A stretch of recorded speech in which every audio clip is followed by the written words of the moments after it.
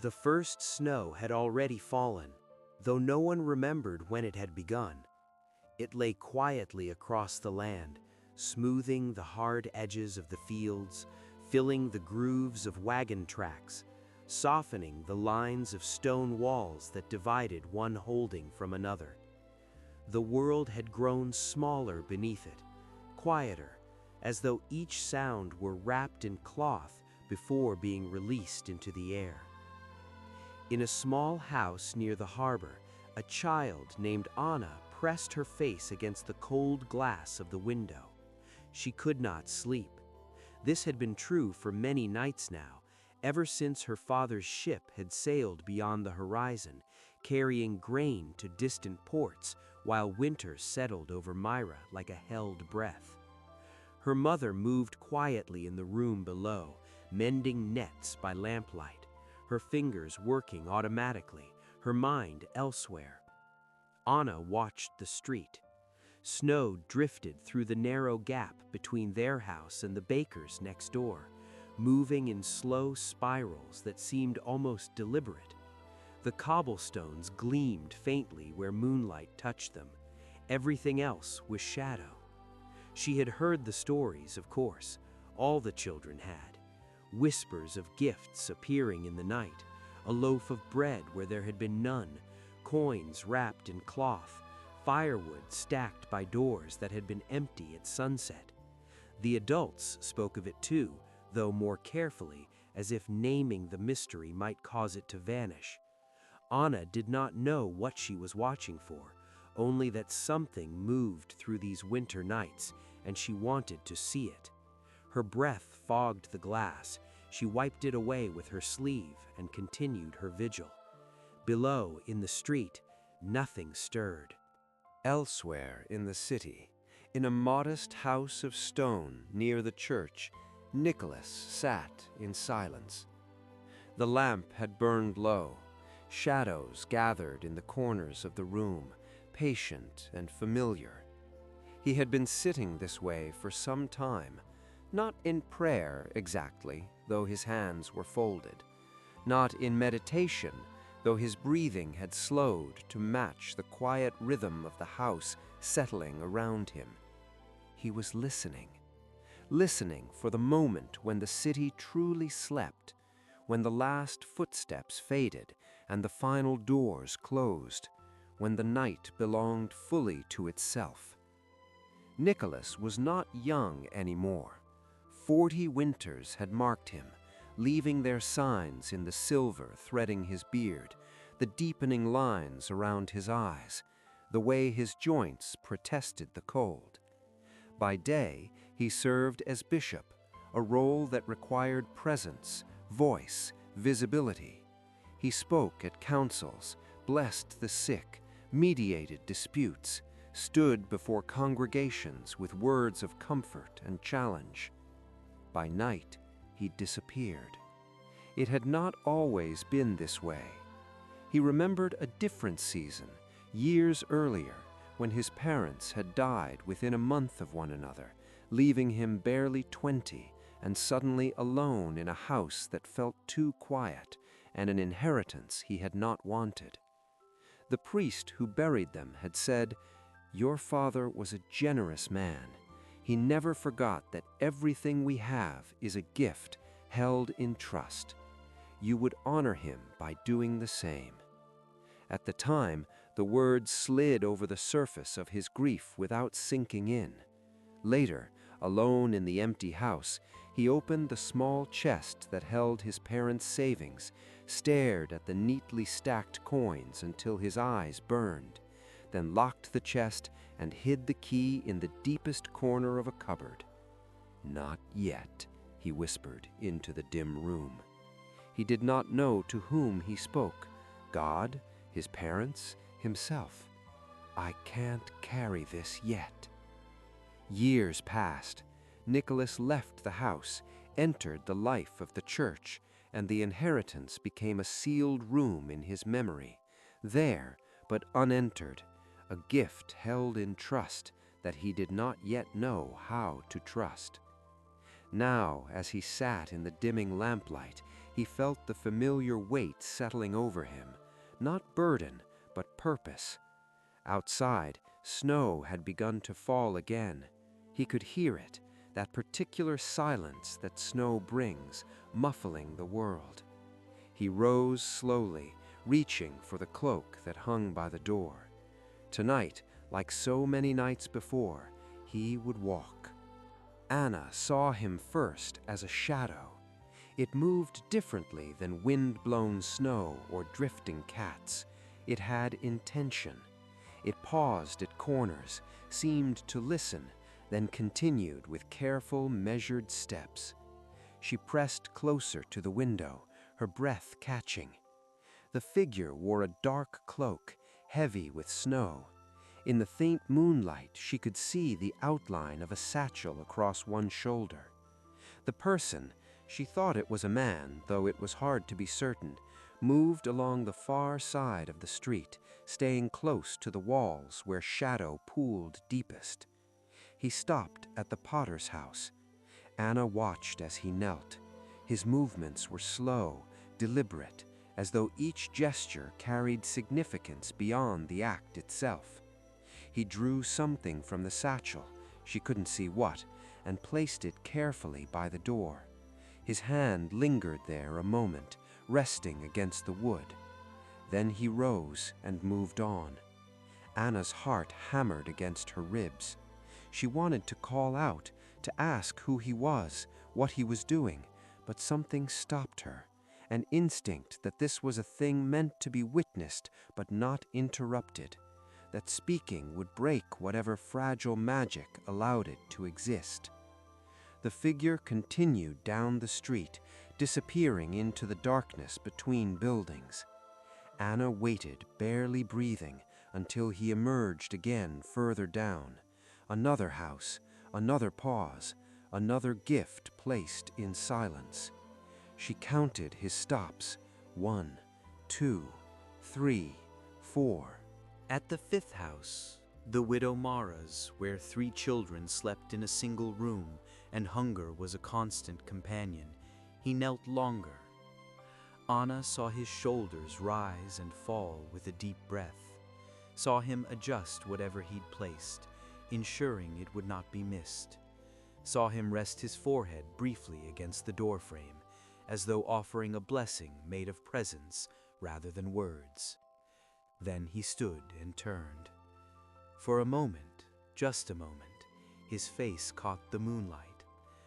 Anna saw a beard, gray and full, eyes that seemed to hold the weight of all the sleeping city, a face neither young nor old, but marked by something she didn't have words for. Sorrow, perhaps, or love, or the quiet exhaustion of carrying both. Then shadow reclaimed him, and he was gone. Anna remained at the window long after, watching the empty street, the undisturbed snow, trying to convince herself she had truly seen what she had seen. Below, her mother's lamp flickered and went dark.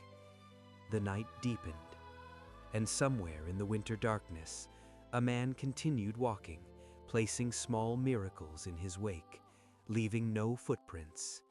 The snow would ensure they were erased by morning. The snow continued to fall.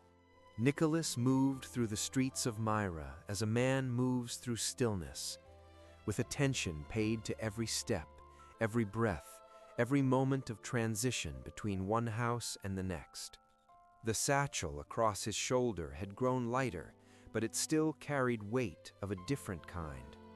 He thought of the families he had already visited tonight, the potter, whose kiln had cracked in the cold, making his livelihood impossible until spring, the widow with 3 children, stretching every meal until it was more memory than sustenance, the old sailor who had given his legs to the sea and now sat by a failing fire, unable to work, too proud to beg. Each gift had been chosen with care, not just the object itself, but the manner of giving it, where it would be found, how it would be discovered, what it might mean to the one who found it. Nicholas had learned over the years that charity given openly changed the nature of the exchange. Gratitude became performance, need became shame.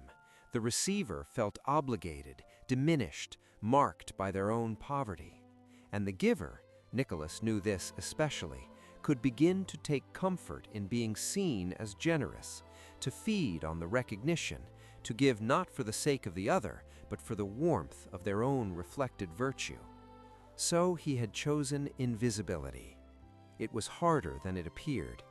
Invisibility required knowing which floorboards creaked, which dogs slept lightly, which shutters hung loose and might betray movement with sound. It required patience, long minutes of standing in the cold, waiting for a household to settle fully into sleep. It required the discipline of walking away without watching for the moment of discovery, without harvesting gratitude like payment owed. Most difficult of all, it required loneliness. No one knew what he did. No one could know. By day, he was Bishop Nicholas, a man of words and presence, of public stillness and community leadership. People brought their disputes to him, their griefs, their fears. He spoke at weddings and funerals. He blessed fishing boats at the harbor and sat in quiet reflection over the sick in their homes. But these nights, these long, silent nights, belonged only to him and the divine mystery that he trusted. And sometimes, on the hardest nights, Nicholas felt alone. It was not the old inheritance that began his night walks.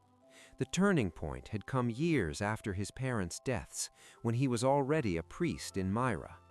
One winter evening, he was called to a cramped room near the harbor, where a child lay ill on a pallet and a young mother hovered between hope and despair. Nicholas stayed until dawn, sitting in quiet presence, listening, doing what little he could. What stayed with him afterward was not his own words, but the cupboard he had opened at the mother's request. There was nothing inside, no bread, no grain, no oil. "We open it sometimes," she had said quietly, "to remember what it feels like when there is something there." When Nicholas stepped back into the early morning light, he saw the city differently. Streets he had walked for years now seemed lined with invisible, empty cupboards and quiet, unspoken need. That night, he walked. Not in vestments, not as bishop or priest in procession, but alone in a plain cloak, carrying a small satchel filled with what he could afford from his modest income: bread, a wedge of cheese, a few coins, 2 candles. It was not much, but it was a beginning. He paused at the corner where the street divided, one path leading toward the market square, the other curving up the hill toward wealthier homes. Nicholas had been doing this long enough to know the arithmetic of need. He could help some, but not all. He could ease suffering, but not eliminate it. Every night forced choices: which families most urgently required intervention, which could wait another week, which would have to rely on other forms of providence. Tonight, the choice felt heavier than usual. He knew a family near the market, a carpenter who had fallen from scaffolding and now lay fevered in bed, unable to work. His wife took in washing, but it was never enough. Their 2 sons, barely old enough to apprentice, tried to help, but lacked their father's skill. He also knew the story of 3 sisters on the hill. Their father had once been a merchant of some means, trading in silk and spices from the eastern routes. But fortune had turned against him. Ships were lost, debts accumulated. Creditors circled like gulls around a fishing boat. The family had sold everything, first the luxuries, then the necessities, finally the house itself. Now they lived in a small rented room behind the fuller's shop, and the daughters faced a future that made Nicholas's chest tighten with anger and grief. Without dowries, they could not marry. Without marriage or family wealth, their options narrowed to servitude or worse. Already Nicholas had heard whispers, offers made, proposals that would provide for the family at the cost of the daughter's dignity and future. The father, a man Nicholas had known in better times, had aged a decade in a single year. Shame and desperation had hollowed him out, leaving a shell that wore the shape of a man. The wind picked up, sending snow spiraling through the narrow street. Nicholas closed his eyes and let himself remember. 20 years earlier, his parents' house, the smell of sickness. His mother had died first, fever taking her in 3 days. His father followed within the month, as though his body had decided there was no reason to continue. Nicholas had been young then, barely 20, suddenly alone with an inheritance he had not wanted and a grief that sat in his chest like a stone. He remembered the words spoken by the priest who had buried his parents. Your father was a generous man.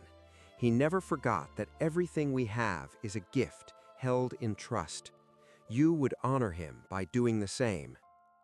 Everything we have is a gift held in trust.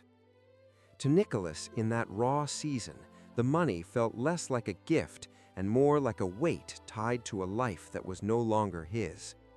He recalled locking the chest, wrapping the key in cloth, and hiding it in his cupboard, where it still remained, untouched and unmentioned, a sealed room in the house of his memory. The years that followed had been full of study and service. Nicholas had joined the church, been ordained, and eventually called as bishop. Nicholas opened his eyes. The snow continued to fall. The city slept, but the choice remained. As he stood at the corner, he thought of the carpenter's family. Immediate need, urgent but not desperate. They would survive the winter, even without his help. Others would assist. The church had a fund for such situations. But the merchant's daughters faced a different timeline. Creditors would not wait. Desperation would not pause. And once certain choices were made, they could not be unmade. The satchel at his shoulder held only modest provisions, the usual bread, coins, candles, drawn from his income, enough to ease suffering for a few families tonight, but not enough to change a trajectory, not enough to restore futures. Nicholas stood in the cold, the arithmetic of need pressing on him. 3 bundles in his satchel could help 3 families survive a week, or his gaze drifted inward to a memory he had kept locked away. The night walks had become a pattern, years of small gifts funded from his modest income and from the quiet coins people pressed into his hand in thanks for spiritual counsel. Most nights it was enough to ease a little suffering here and there, but not tonight, not for this. Nicholas turned and walked, not toward the carpenter's house, not toward the merchant's daughters, but home. Inside his modest dwelling, Nicholas stood before the corner cupboard he had not opened in years. His hand hesitated on the wooden door. The inheritance waited there, locked away since his parents' deaths, 20 years untouched, 20 years of telling himself, not yet, 20 years of walking past this cupboard, carrying only what his income could provide. Why now? Why tonight? Because tonight, the arithmetic had changed. Tonight, 3 daughters faced not hunger, but despair, not discomfort, but degradation, the kind of need that modest gifts could not address. Slowly, he reached into the back of the shelf and drew out the cloth-wrapped bundle. The key felt strange in his hand, as though it belonged to a younger man, which, he supposed, it did. The chest opened with a reluctant creak. Inside, the gold still waited, unchanged by time, while everything around it had grown older. Nicholas stared at the coins, feeling the weight of his father's words across the years. Everything we have is a gift, held in trust. For what? For whom? Standing there in the dim lamplight, Nicholas understood at last. The inheritance was not meant to preserve his past, it was meant to change someone else's future. He filled 3 leather pouches from the chest, enough in each for a modest dowry, not wealth, but sufficiency, enough to restore dignity, provide options, return a future. Then he closed the lid. The remaining coins he would use as Providence directed. For now, this was enough. Nicholas wrapped the 3 pouches carefully and placed them in his satchel, alongside the modest gifts he had prepared earlier. The choice was made. He would bypass the carpenter tonight, would trust that others would help, that the church fund would provide. The carpenter's need was real, but it was not this particular need, the need that required not comfort, but transformation. Nicholas adjusted the satchel on his shoulder, heavier now, weighted with purpose, and stepped back into the winter night. 3 bundles, 3 daughters, enough to provide dowries, to restore possibility, to return futures that poverty had stolen. He would give it all.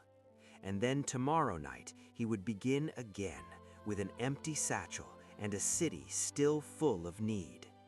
This was the arithmetic of mercy. You could not save everyone, but you could save someone. And sometimes that had to be enough.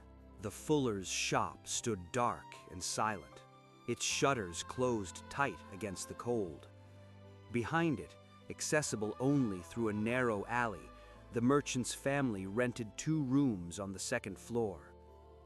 Nicholas had learned their patterns over the past weeks. The father stayed awake late, staring at walls, wrestling with choices no father should have to make. The mother slept fitfully, waking often. The daughters whispered to each other in the darkness, their voices carrying a fear they tried to keep from their parents. Tonight, all was quiet.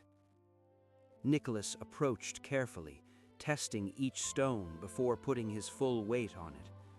The alley smelled of the fuller's chemicals, urine and ash, sulfur and lime, strong enough to make his eyes water. A small window overlooked the alley, too high to reach easily. But there was a ledge, and Nicholas had always been good at climbing. He swung the satchel around, checking its contents one final time.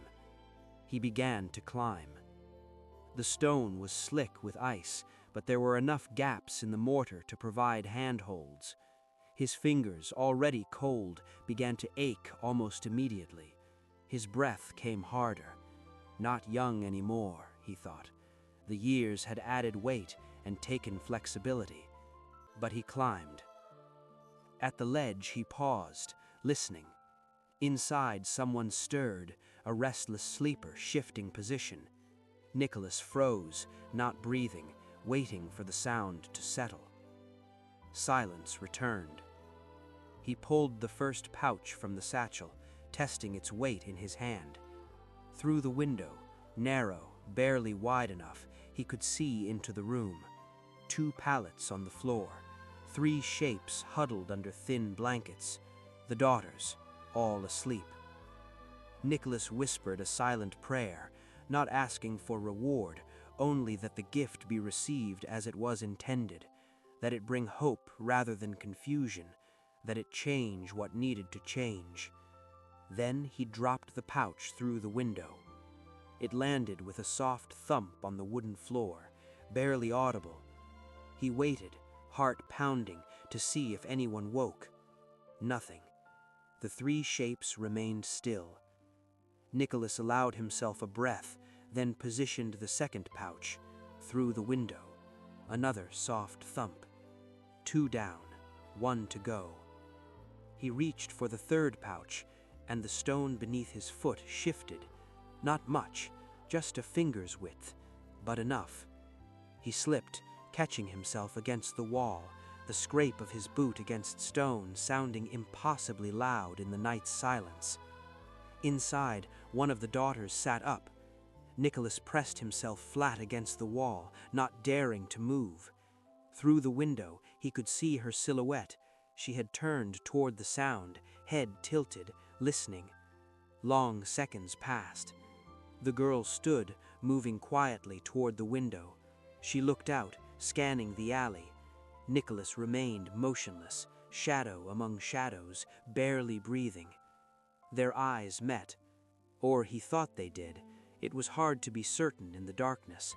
But she looked directly at where he stood, and for a moment time seemed to suspend itself. Then the girl glanced down, saw the 2 pouches on the floor. Her hand went to her mouth, stifling a gasp. She looked back up at the window, searching the darkness again. Nicholas remained motionless. The girl, the eldest, he realized, perhaps 17, stared for a long moment. Then, slowly, deliberately, she placed her hand against her chest and nodded once. Not a gesture of recognition, but of acknowledgement, of gratitude. She did not call out, did not wake her sisters, did not raise an alarm. Instead, she bent down, gathered the 2 pouches, and retreated to her pallet. But she did not lie down. She sat, holding the pouches, looking back at the window, waiting. Nicholas understood. She knew there should be 3. 2 daughters meant 2 pouches, but 3 daughters. He pulled the final pouch from his satchel, held it for a moment, then tossed it gently through the window. It landed near her feet. She picked it up, weighed it in her hand alongside the others, and looked back up. This time he saw her face clearly in a shaft of moonlight. Tears tracked down her cheeks. Her lips moved, forming words he could not hear but could understand. "Thank you, thank you, thank you." He raised his hand, a small gesture barely visible, then turned away and began to descend. Behind him, he heard her quiet weeping, not sorrow, relief, joy, the sound of futures being restored. Nicholas reached the ground and moved quickly through the alley, his heart pounding, not from exertion, but from the knowledge that he had been seen, witnessed, recognized, if not identified. It should have felt like failure, his discipline of invisibility broken. But as he walked through the snowy streets, heading towards home, he felt something else instead. The gift had been received not just materially, but emotionally, seen in the moment of its giving. The anonymity was preserved. She did not know his name, but the humanity of the exchange had been honored. Perhaps, he thought, perfect invisibility was not always the highest virtue. Perhaps sometimes, just sometimes, being witnessed in the act of love was part of the gift itself. The city slept. 3 days passed before Nicholas walked again. By day, his duties as bishop demanded presence. A young couple sought quiet blessing for their marriage. A merchant's widow required counsel regarding her late husband's debts. The city council met to discuss grain stores for the winter.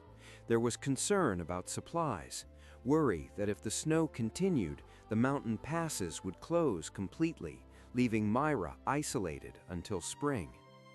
Nicholas listened, advised, sat in quiet reflection, and spoke words of comfort and challenge as his role required. But his mind wandered. He thought of the merchant's daughters. By now, word would have spread through the family.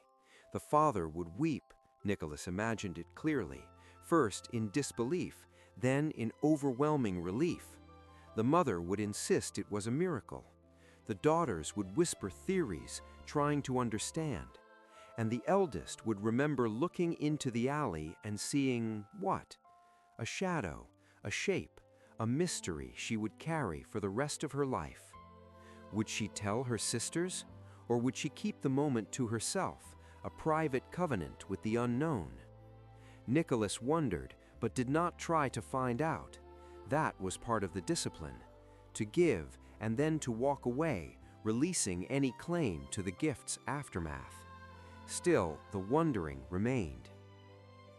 On the 4th night, when the city slept and snow fell in slow, wandering patterns, Nicholas walked again. The satchel was lighter this time. The inheritance he had kept locked away for so many years was gone now. He only had his own modest income as bishop. It was never enough for grand gestures, but it was enough for small ones, repeated faithfully. Tonight, he carried bread wrapped in cloth, salted fish, a bundle of candles, a few copper coins, simple things, but substantial to those who had nothing. He moved through familiar streets, his path now worn into habit. The potter's house first, where he left bread and fish. The widow Mara's home, where he added coins to what he had left before. The old sailor's room, where he placed candles, light against the darkness, warmth against the cold. At each stop he paused, listened, offered the same blessing.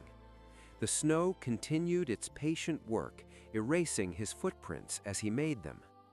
Nicholas turned toward the harbor. He had been avoiding this direction, though he knew the need there was as great as anywhere else in the city. But the harbor carried complications.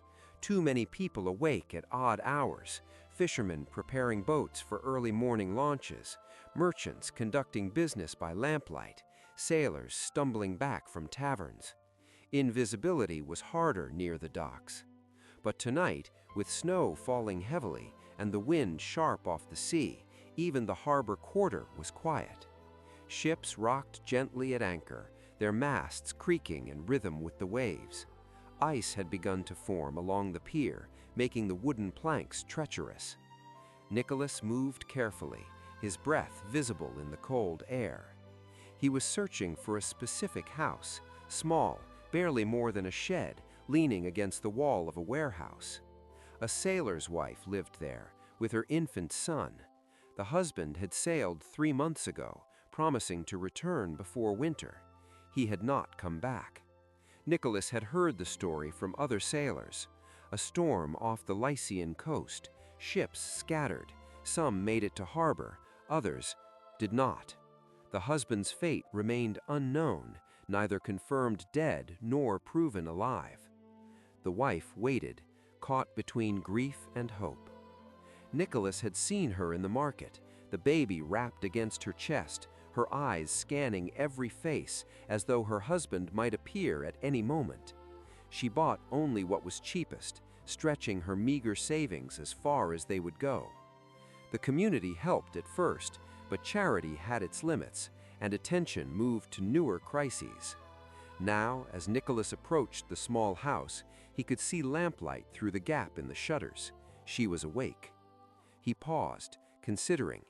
If she was awake, he could not simply leave the bundle and go. She might hear him, come to investigate. The gift would be discovered in the moment of its giving. Was that acceptable? He thought of the merchant's daughter, the way she had looked into the alley and seen him there, the exchange that had passed between them, anonymous but not impersonal. Perhaps it was time to accept that perfect invisibility was not always possible, that sometimes the gift required presence even when it did not require a name. Nicholas moved closer to the door. Inside, he could hear the soft sounds of a baby fussing, the mother's voice, low and soothing, singing a lullaby in a language Nicholas recognized as coming from the Eastern Islands. The melody was simple, repetitive, hypnotic. He listened for a long moment, letting the song wash over him. Then, quietly, he placed his bundle on the threshold. Bread, fish, coins, candles, enough for a week, perhaps more if carefully managed. He was about to leave when the door opened. The woman stood there, the baby asleep against her shoulder. She looked at Nicholas, then down at the bundle, then back up at his face. She was young, perhaps 20, with dark hair and darker eyes that held too much weariness for her years. The baby was small, too small, Nicholas thought, not getting enough milk. The mother wasn't eating enough herself. They stared at each other in silence. Nicholas did not run, did not make excuses. He simply stood there, letting her see him, an old man with a gray beard, wearing a worn cloak, holding an empty satchel. The woman's eyes filled with tears. She knelt, slowly, her hand still supporting the baby's head, and touched the bundle, unwrapped it enough to see what lay inside. Her breath caught. When she looked up again, her face held a question. Nicholas shook his head gently, not answering, not explaining, just acknowledging her question and declining to respond. The woman understood. She nodded slowly, accepting the terms of the exchange. Then she did something Nicholas had not expected. She reached out and took his hand. Her grip was strong despite her frailty. She pulled his hand toward her, pressed it gently against the baby's head. The child's hair was soft, warm. Nicholas could feel the tiny pulse beneath the skin, fast as a bird's heartbeat. The woman spoke, her voice barely above a whisper. "Bless him." It was not a request, it was a plea. Nicholas felt something crack inside his chest. All his careful discipline, his practiced invisibility, his determination to give without being seen, it all seemed suddenly inadequate to this moment. This was not about charity. This was about connection, about one human being reaching across the darkness to touch another and say, "I see you. You are not alone." Nicholas placed his other hand on the woman's head, the way he did in his official capacity as bishop, and rested his hand gently on the child's head, speaking a quiet blessing from his tradition, too soft for anyone outside that small circle of lamplight to hear. The woman's tears fell freely now, landing on the baby's blanket. Nicholas withdrew his hands gently and picked up his satchel. He met the woman's eyes one last time, nodded, and turned to leave. Behind him, her voice called softly, "Thank you, Bishop." He froze. She knew who he was. Of course she knew. Anyone in Myra would recognize him if they saw him clearly. His role was too public, his face too familiar. All his careful anonymity dissolved in a moment. Nicholas waited for the shame of it, the sense of failure, but it did not come. Instead, he felt something else, a strange lightness, as though a burden he had not known he carried had been lifted. He did not turn back, did not acknowledge her words. He simply continued walking, disappearing into the snow and darkness. But as he walked, he realized something had changed. He had been seen, truly seen, not just witnessed in the act of giving, but recognized, known, named. And the world had not ended. The gift had not been diminished. If anything, the quiet blessing had been completed by the exchange, the giving and receiving made whole through acknowledgement. Perhaps, Nicholas thought, he had been wrong about invisibility. Perhaps the highest form of charity was not to disappear completely, but to be present without demanding anything in return, to be known without seeking recognition, to give while accepting that love, real love, required relationship, even if that relationship was brief and bounded by darkness. Nicholas walked on, his satchel empty, his heart strangely full. Behind him, in a small house by the harbor, a mother held her child and whispered quiet thanksgiving to the divine power who sometimes wore the face of an old bishop walking through winter nights. The snow continued to fall. Winter deepened, and with it came news that turned conversation tense in the market square. The mountain passes had closed early. Snow had fallen heavier than anyone remembered, blocking the trade routes that normally kept the city supplied through the cold months. Worse, word came from the inland villages. The autumn harvest had been poor. Grain stores were low. Myra, dependent on both local farms and imported wheat, faced the possibility of real hunger before spring. Nicholas attended the emergency council, listening as merchants tallied supplies and calculated timelines. If the snow continued, if ships could not navigate the winter seas, if the passes remained closed, the numbers did not balance. There would be enough for the wealthy, of course.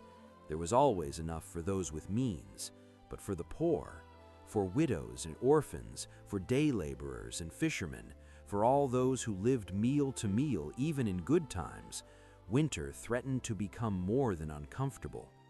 It threatened to become deadly. "We must ration," one merchant argued, "set limits on how much each household can purchase." "And enforce it how?" another responded. "The wealthy will simply buy through intermediaries. The poor will suffer regardless." The arguments circled, productive only in revealing how little could be done. Nicholas listened in silence until the council leader turned to him. "Bishop, you've said nothing. What is your counsel?" All eyes turned to him. Nicholas felt the weight of their attention, the unspoken expectation that he would offer spiritual comfort, remind them of providence, speak words that would ease worry without solving problems. But he found he could not. "We are stewards," he said finally, "all of us. What we have is not truly ours, it is held in trust. In times of plenty we may forget this. In times of scarcity we are reminded." He paused, choosing his words carefully. "I propose that the church establish a distribution center. Those with surplus grain can donate it, not as charity, but as the rightful sharing of community resources. We will distribute it fairly, without regard for wealth or status. Everyone eats, or no one does."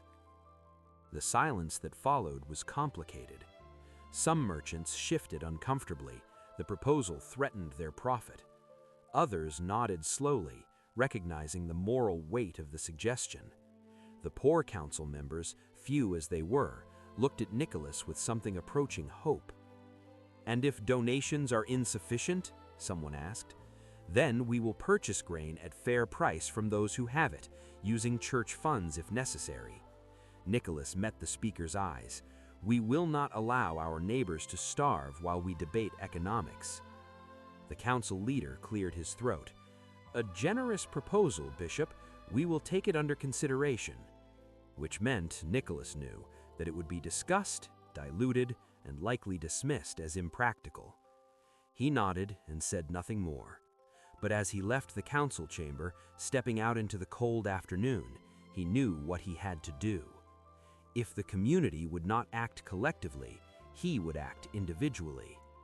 It would not be enough, he knew that. One man's resources could not feed a city, but it might feed some. And if some were fed, that was better than none.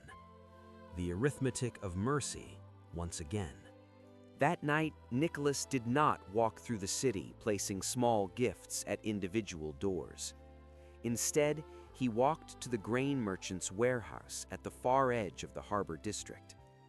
Cyrus the merchant was a complicated man, shrewd in business, calculating in his dealings, but not cruel.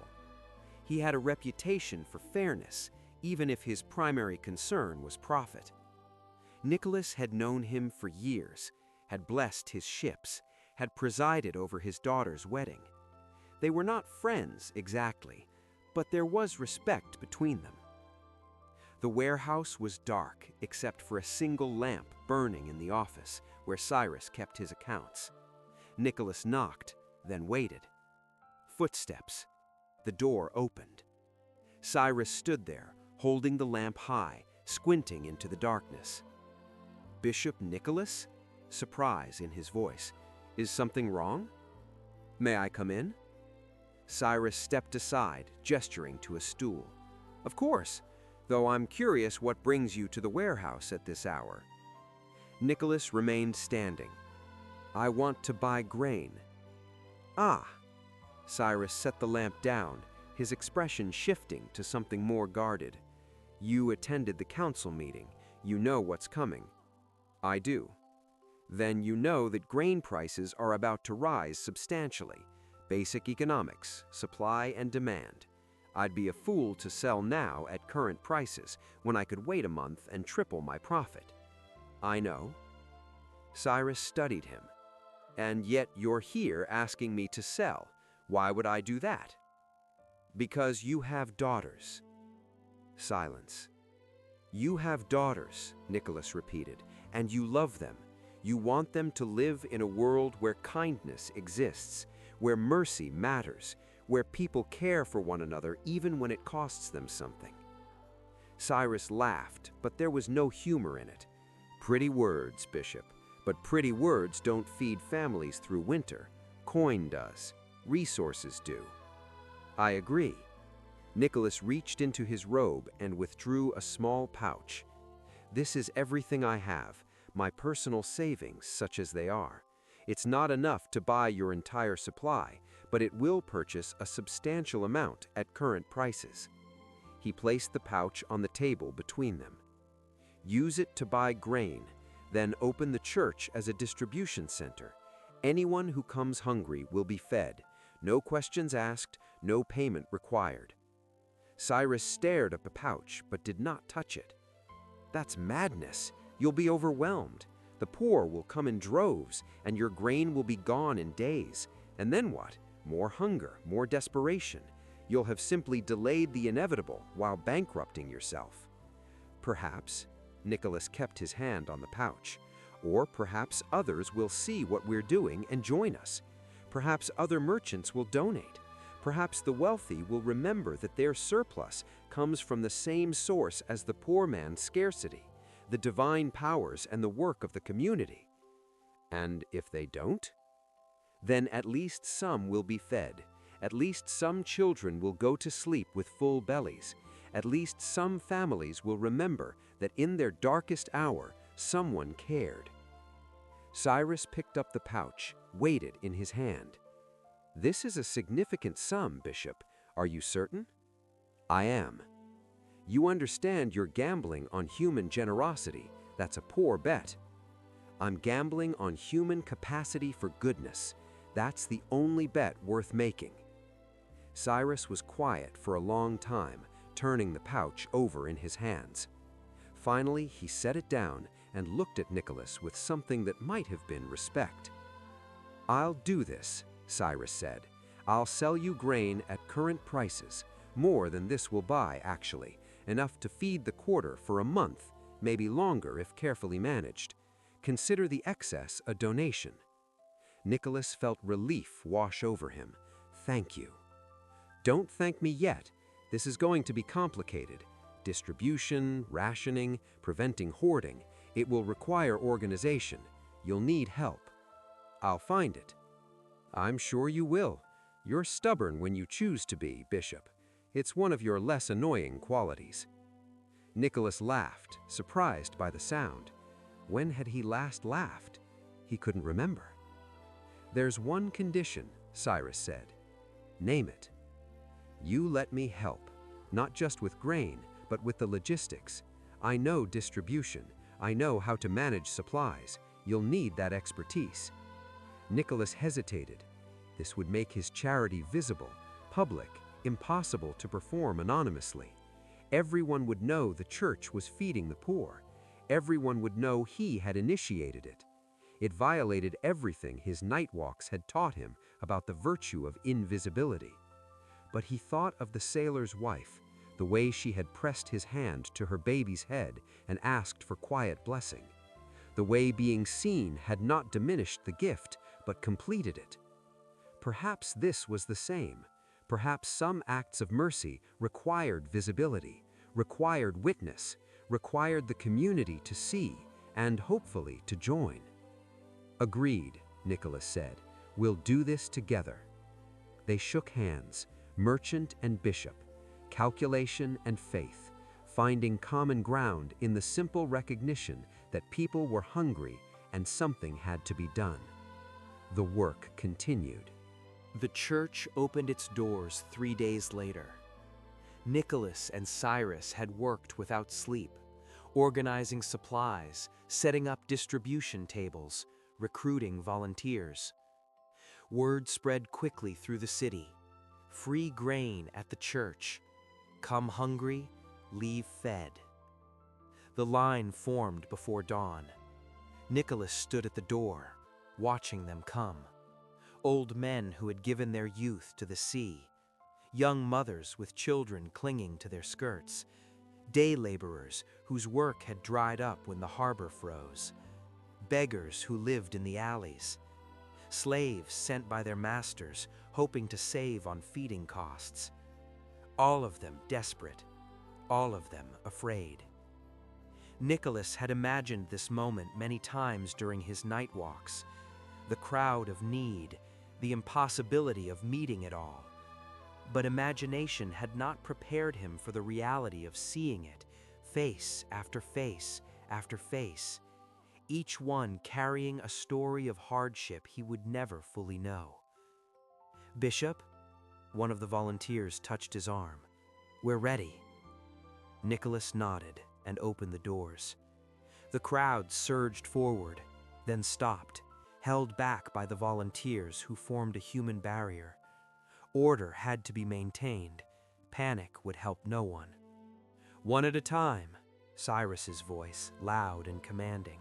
"Everyone will be served. You have my word, but you must wait your turn."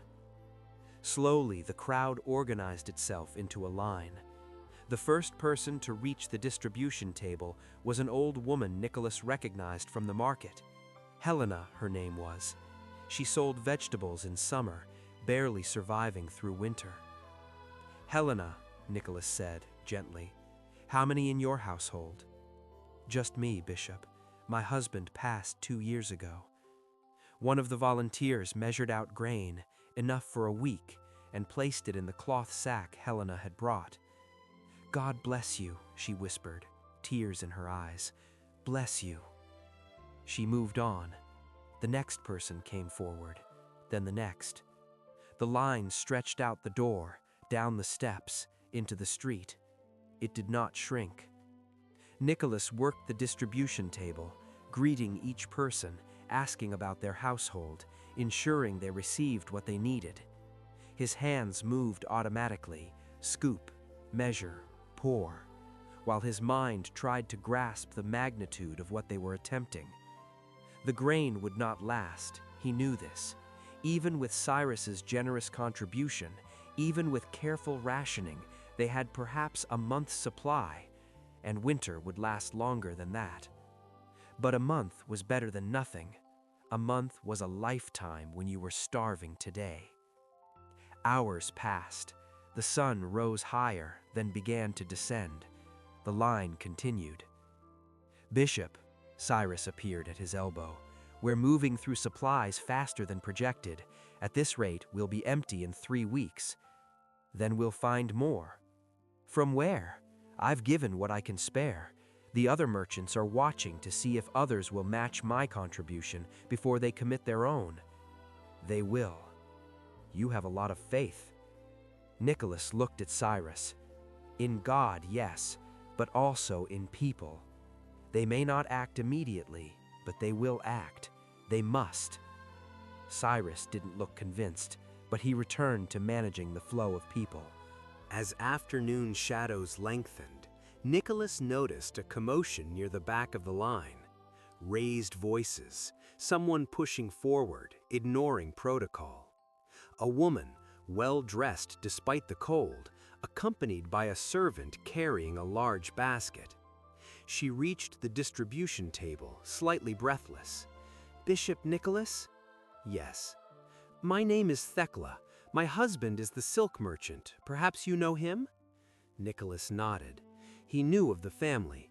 Wealthy, influential, known for their large home near the Forum. "I've been watching all day," Thecla continued. "Watching the line, watching people receive grain, watching you serve them." She paused, something working in her expression. "I thought about staying home, thought it wasn't my concern, but—" She gestured to her servant, who set the basket on the table. Inside, sealed bags of grain, preserved fruit, salted meat, and a substantial pouch of coins. "It's not much," Thecla said, "not compared to the need, but it's what I can spare, and I thought perhaps if I brought it, others might do the same." Nicholas felt his throat tighten. "Thank you. This is generous." "It's late," Thecla corrected. "It should have been earlier, but better late than not at all, yes?" "Yes, much better." Thecla nodded and turned to leave, then paused. "Bishop, I have friends, wealthy families. I'll speak to them. Perhaps we can organize something more substantial." "That would be welcome." She left, her servant following, and within an hour 2 more donations arrived. Then 3 more arrived. By evening, the church storeroom had received enough contributions to extend their timeline from weeks to months. Nicholas stood in the doorway as the last people in line were served, watching the sun set over Myra, painting the snow in shades of orange and gold. Cyrus joined him, wiping his hands on his robe. "I admit it, Bishop, I was wrong. People did respond. Not everyone, but enough. Enough is all we need. For now, but this winter will be long. Supplies will dwindle. People will grow desperate. What happens when the grain runs out?" "We trust," Nicholas said simply. "We do what we can with what we have, and we trust that somehow it will be enough."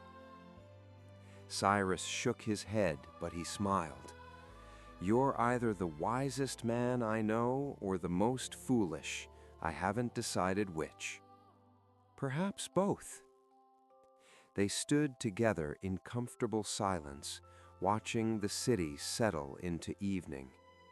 The church had become something different today, not just a place of worship, but a place of tangible mercy, a place where need met provision, where hunger met grain, where fear met comfort.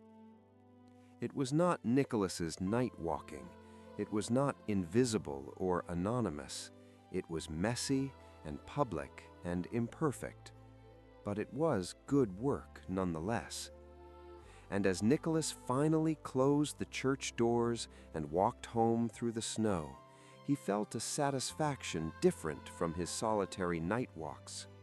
This was the satisfaction of community action, of shared burden, of witnessing others step forward to join in the work of mercy.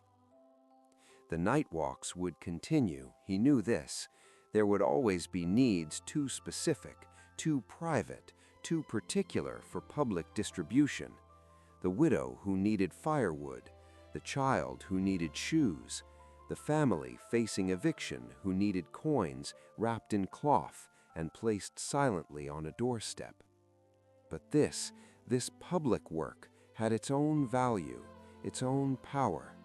Perhaps, Nicholas thought, walking through the lamplit streets, the highest form of charity was not choosing between visibility and invisibility, but knowing when each was needed, when to walk in darkness and when to stand in light, when to give without being seen, and when to let the act of giving become an invitation for others to join. The moon rose, full and bright, turning the snow to silver. Nicholas looked up at it and smiled. The work continued, the winter endured, and somewhere in the city, in a small house near the window, a child named Anna watched him pass, recognizing something in his walk, in the way he moved through the world. She did not know his name, but she knew what he did, and someday she would tell others. The myth was being born, slowly, story by story, witness by witness, and Nicholas, walking home through the snow, was content to let it grow in its own time, in its own way, a legend built not on grand gestures, but on small, faithful acts repeated into eternity. For that night, it was enough. Anna had been watching for 12 nights. At first, it had been curiosity, the strange figure moving through the streets, the mystery of the gifts appearing. But as the nights passed, it had become something else, something closer to devotion. She kept vigil, sitting at her window long after her mother fell asleep, watching for the moment when shadow would separate from shadow and become a man. He did not come every night. Sometimes 3 days would pass with no sign of him. Then he would appear again, moving with that same careful deliberateness, stopping at houses Anna had learned to predict. The families struggling most, the homes where children cried at night from hunger. Anna had started keeping a record, scratching marks on a piece of bark with a nail, which houses he visited, how often, what patterns she could discern. She was 10 years old, but she understood patterns, understood that there was intention here, not randomness.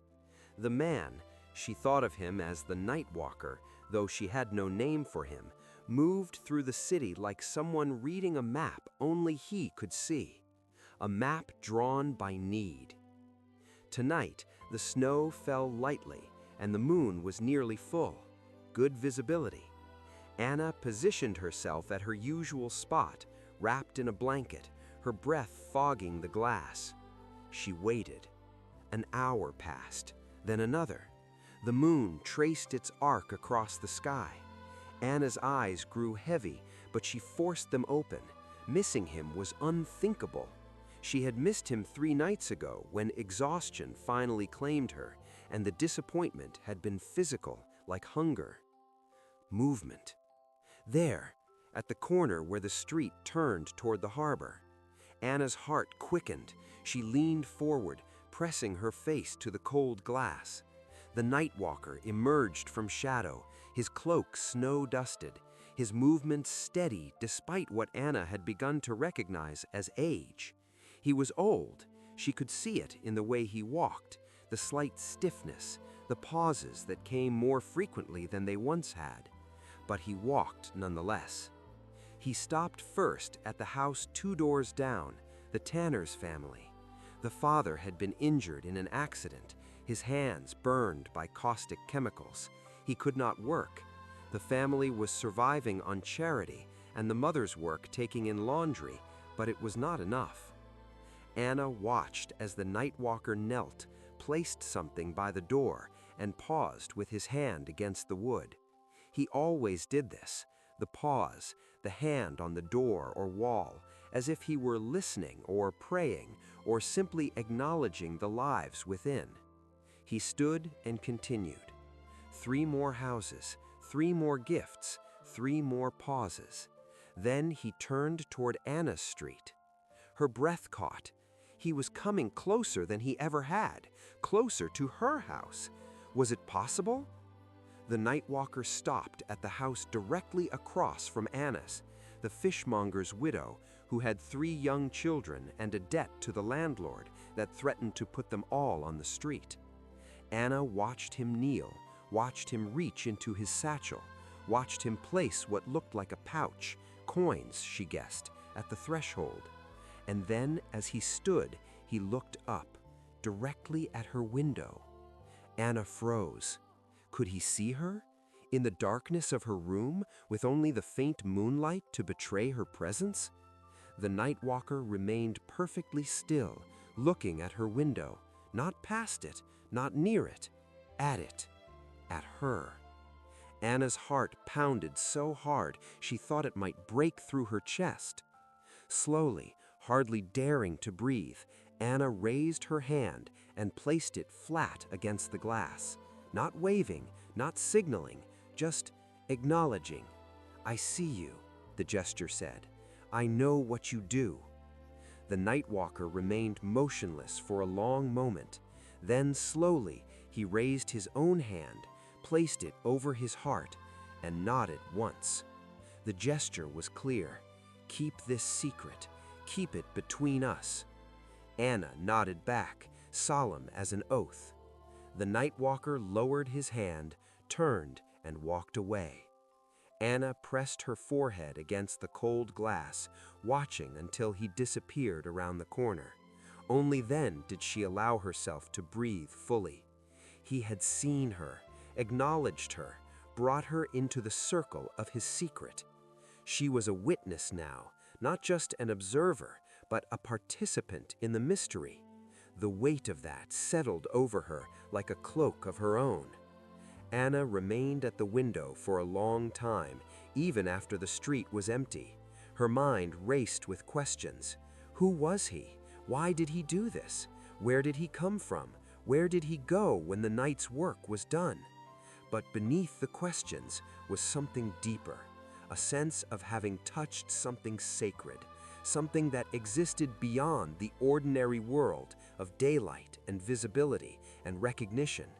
This was the secret life of the city, the hidden current of mercy that flowed beneath everything else. And now she knew it existed, knew he existed, the Night Walker. 3 days later, Anna's father returned. His ship appeared on the horizon at dawn, its sails tattered but whole. By midday, he was at the door, sweeping Anna's mother into his arms, gathering Anna against his chest with one work-roughened hand. "I thought you were lost," Anna's mother whispered against his shoulder. "The storms! We heard about the storms." "We survived," her father said. "Barely, but we survived." That night, the family ate together for the first time in months.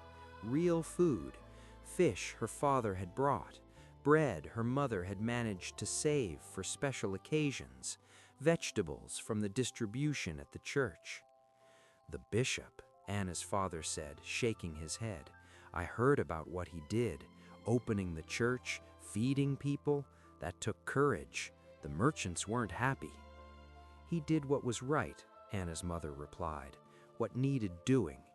Still, takes a certain kind of man to do what's right when it costs him something." Anna listened, her mind working. The bishop, the church distribution.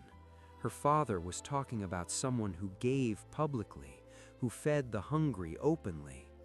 But what about the night walker, the one who gave in secret? Was that the same person? It seemed impossible. The bishop was a public figure, someone everyone knew. The night walker was shadow and mystery, someone no one was supposed to see. Could one person be both? Anna thought about the figure she had watched for 12 nights, the deliberate movements, the care taken at each door, the quiet blessing offered in silence, the hand placed over the heart when he saw her at the window. She thought about what people said about the bishop, that he was kind, that he cared about the poor, that he sometimes seemed tired, as though he carried burdens beyond his years. The pieces began to fit together in her mind, forming a picture she had not expected. But she said nothing. She had been given a secret to keep, and secrets, once received, became sacred trusts. Anna finished her meal, hugged her father goodnight, and climbed to her small room. She positioned herself at the window, wrapped in her blanket, and resumed her vigil. The night walker did not come that night, or the next. A week passed without any sign of him. Anna wondered if she would ever see him again, if perhaps the acknowledgement had ended something, if bringing her into the secret had somehow broken the spell that allowed it to exist. But on the 8th night, when snow fell heavily and the city was silent, he appeared again, moving through the streets with that same careful purpose, stopping at doors, placing gifts, pausing with his hand against walls and thresholds. Anna watched, and her heart filled with a joy she could not name. He was still there, still walking, still giving. The work continued. And Anna, 10 years old and witness to mystery, understood that she had been given a gift of her own. Not bread or coins or candles, but something more valuable, the knowledge that goodness existed in the world, that mercy moved through darkness, that someone cared enough to walk through winter nights unseen and without gratitude, simply because it needed doing. She would remember this, Anna knew, would carry it with her always. And someday, when she was grown and had her own children, she would tell them about the night walker, about the man who gave without asking for anything in return. She would tell them, and they would tell their children, and the story would grow and change with each telling, becoming something larger than the truth, but rooted in it nonetheless. A myth built on witness, a legend born from silence, a tradition woven from small, faithful acts that added up night after night into something eternal. Anna pressed her hand against the glass one more time, and far below, the night walker paused in his work and looked up. Their eyes met across the distance, and in that moment a covenant was sealed, not spoken but understood. The secret would be kept, and the myth would grow in its own time, tended by those who watched in silence and believed in the invisible currency of grace. The work continued. 5 years passed. Winter came and went, each one bringing its own challenges. Some years the cold was bitter but brief. Others, like the year of the famine, stretched long and cruel. Through them all, Nicholas walked. His body aged. The silver in his beard became white. His joints protested the cold more vocally.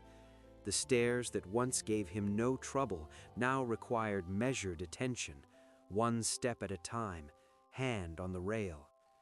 But he walked. The distribution center at the church had become permanent. What began as an emergency measure during the famine had revealed a truth the city could not unsee. There were always hungry people, always families stretched too thin, always needs that went unmet while others lived in surplus. Nicholas organized it with the same care he brought to his night walks. Volunteers were trained, schedules were established, donations were solicited, tracked, and distributed with fairness as the guiding principle. Cyrus had remained involved, much to everyone's surprise, including, Nicholas suspected, Cyrus's own. The merchant had discovered something unexpected in the work, satisfaction that had nothing to do with profit, purpose beyond accumulation. "I'm getting soft in my old age," Cyrus complained one afternoon, but his smile betrayed him. The public work was good, necessary. It fed bodies and built community. But the night walks fed something else, something Nicholas had no words for, even after all these years. They fed the parts of him that needed to give without receiving, that needed to love without being loved in return, that needed to disappear into action so complete that the self dissolved, leaving only the gift. On the nights he walked, Nicholas became less himself and more a function of mercy, a conduit through which care flowed from source to recipient, neither originating with him nor terminating in recognition of him. It was, he had come to understand, a form of prayer more powerful than words. Anna had grown into a young woman of 15. She still kept vigil, though less frequently now. The demands of helping her mother, of learning the work that would prepare her for her own household someday, left less time for window watching. But on certain nights, when the snow fell just so, when the moon was full, when something in the air felt expectant, she would position herself at the window and wait. And he would come. Not every time she watched, but often enough that the pattern held, the covenant remained unbroken. They never spoke, never acknowledged each other beyond the occasional glance, the rare nod of recognition. but the silence between them carried more meaning than conversation ever could. Anna had kept the secret as promised. She had told no one, not her mother, not her father, not her friends. The knowledge lived in her like a seed, patient and protected, waiting for its season to bloom. Sometimes she wondered if she was the only one who knew, if anyone else had pieced together the truth, that the bishop who served openly by day was the same figure who served secretly by night. Surely someone else must have noticed, must have recognized him, as the sailor's wife had 5 years ago. But if others knew, they kept the secret too. Perhaps that was part of the magic. Perhaps the city had collectively agreed to preserve the mystery, understanding that naming it would somehow diminish it. Or perhaps Nicholas was simply better at invisibility than Anna gave him credit for. Perhaps she saw him only because she had been watching from the beginning, before her eyes learned to look away. One winter night, colder than most, Anna watched Nicholas stop at a house she didn't recognize. It was in the poorest quarter, where buildings leaned against each other for support and refuse collected in the alleys. He knelt at the door as always, placed his gift as always, but this time he did not stand immediately. He remained kneeling, his head bowed, his hand pressed against the door. His shoulders shook, just slightly, barely visible. Anna leaned forward, concerned. Was he ill? Injured? The cold was brutal tonight. Perhaps it had finally become too much for him. But then she understood. He was weeping. Silent tears offered to the darkness, witnessed only by the door and the sleeping family beyond it, and one girl at a distant window who had learned to read the language of his movements. Anna felt her own eyes sting. She didn't know what had broken him in that moment, perhaps the accumulated weight of years, perhaps the knowledge that despite all his walking, all his giving, all his faithful acts, there was still so much need, still so much suffering, still so many doors where hunger slept and cold gripped and fear whispered. Perhaps he had reached the limit of what one man could carry. Nicholas remained kneeling for a long moment. Then he wiped his face with his sleeve, took a deep breath, and stood. His movements were slower than usual, heavier, as though the weight that had broken him briefly now pressed down with doubled force. But he stood, and he continued walking. Anna watched him move down the street, stopping at the next house and the next, each act of giving a small defiance against the enormity of what could not be fixed. And Anna understood something new about him in that moment. He did not walk because he believed he could save everyone. He walked because he could save someone. And the difference between everyone and someone, between solving everything and doing something, was the difference between paralysis and action. He had chosen action, had chosen it every night for years, despite knowing it would never be enough, despite the weight, despite the tears, despite everything. That, Anna realized, was true courage. Not the absence of doubt or despair, but the decision to act in spite of them. She placed her hand against the glass as she had that first night 5 years ago, a gesture of solidarity across the distance, a promise that his work was seen, even if never spoken, that his faithfulness mattered, even if the world never knew his name. Nicholas did not look up that night, did not acknowledge her. He was too deep in his own struggle, wrestling with angels or demons, or simply the unbearable reality of being human in a world that broke hearts as efficiently as it broke bodies. But Anna kept her hand on the glass until he disappeared from view. And she knew she would continue watching, continue keeping the secret, continue holding space for the mystery that one man walking through winter nights could matter in ways too deep to measure. The city slept. The call came in early spring, when ice still clung to the edges of roofs, but the air had begun to soften. Nicholas was summoned to Constantinople. The Emperor Constantine had convened a council, a gathering of bishops from across the empire, to address disputes that threatened to fracture the church's unity. Nicholas read the summons with mixed feelings. He understood the necessity. Unity mattered. Words mattered. The way the community spoke about what it held most sacred mattered. But the journey would take weeks, perhaps months, and in his absence, who would walk the streets of Myra? Who would visit the widow's door, the orphan's threshold, the houses where need lived quietly behind closed shutters?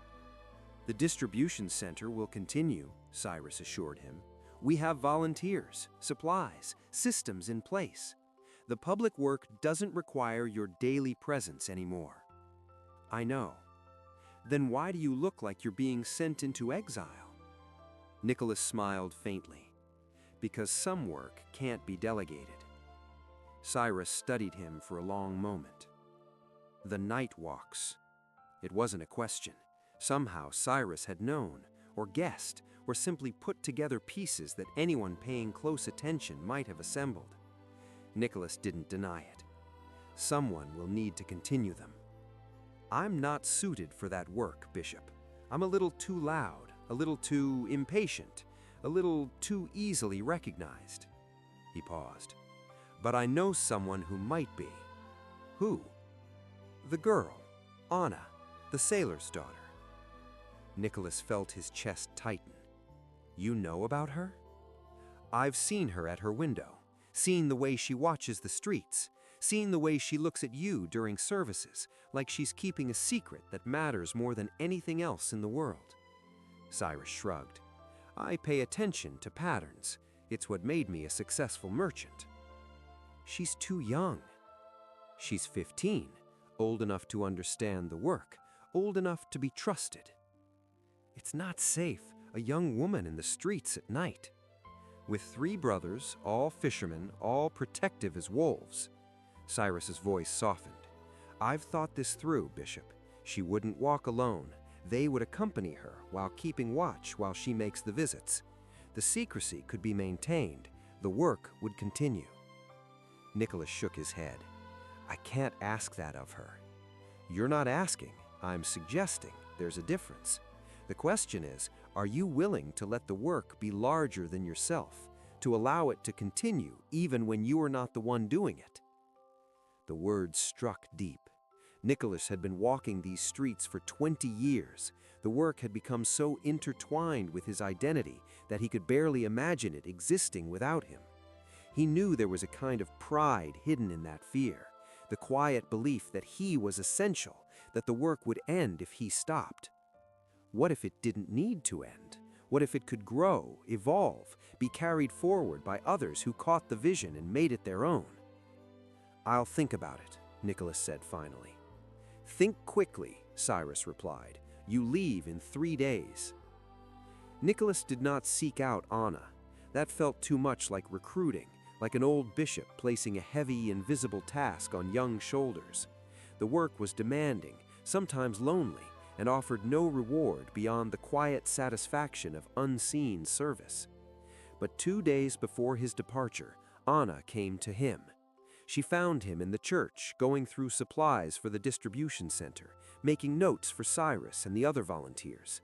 Sunlight filtered through high windows, dust motes drifting slowly in the still air. Bishop Nicholas? He turned. She stood in the doorway, backlit by afternoon light, looking both younger and older than her years. Anna, come in. She entered, glancing around to ensure they were alone.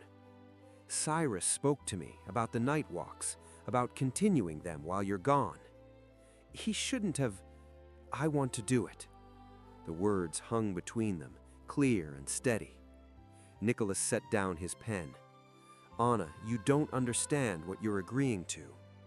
I've been watching for 5 years, Bishop. I understand better than you think. Watching is different than doing. I know, but I'm ready to do more than watch. She stepped closer, lowering her voice. You've been walking alone all these years, carrying this work by yourself. That's beautiful, but it's also lonely, and I think maybe it doesn't have to be. It can be dangerous, Nicholas said softly, especially for someone your age. My brothers will come with me. They don't know the full reason yet, but they trust me. They'll keep watch while I make the visits. The secrecy could be maintained. The work would continue. Nicholas shook his head. I can't ask that of her. You're not asking. I'm suggesting. There's a difference.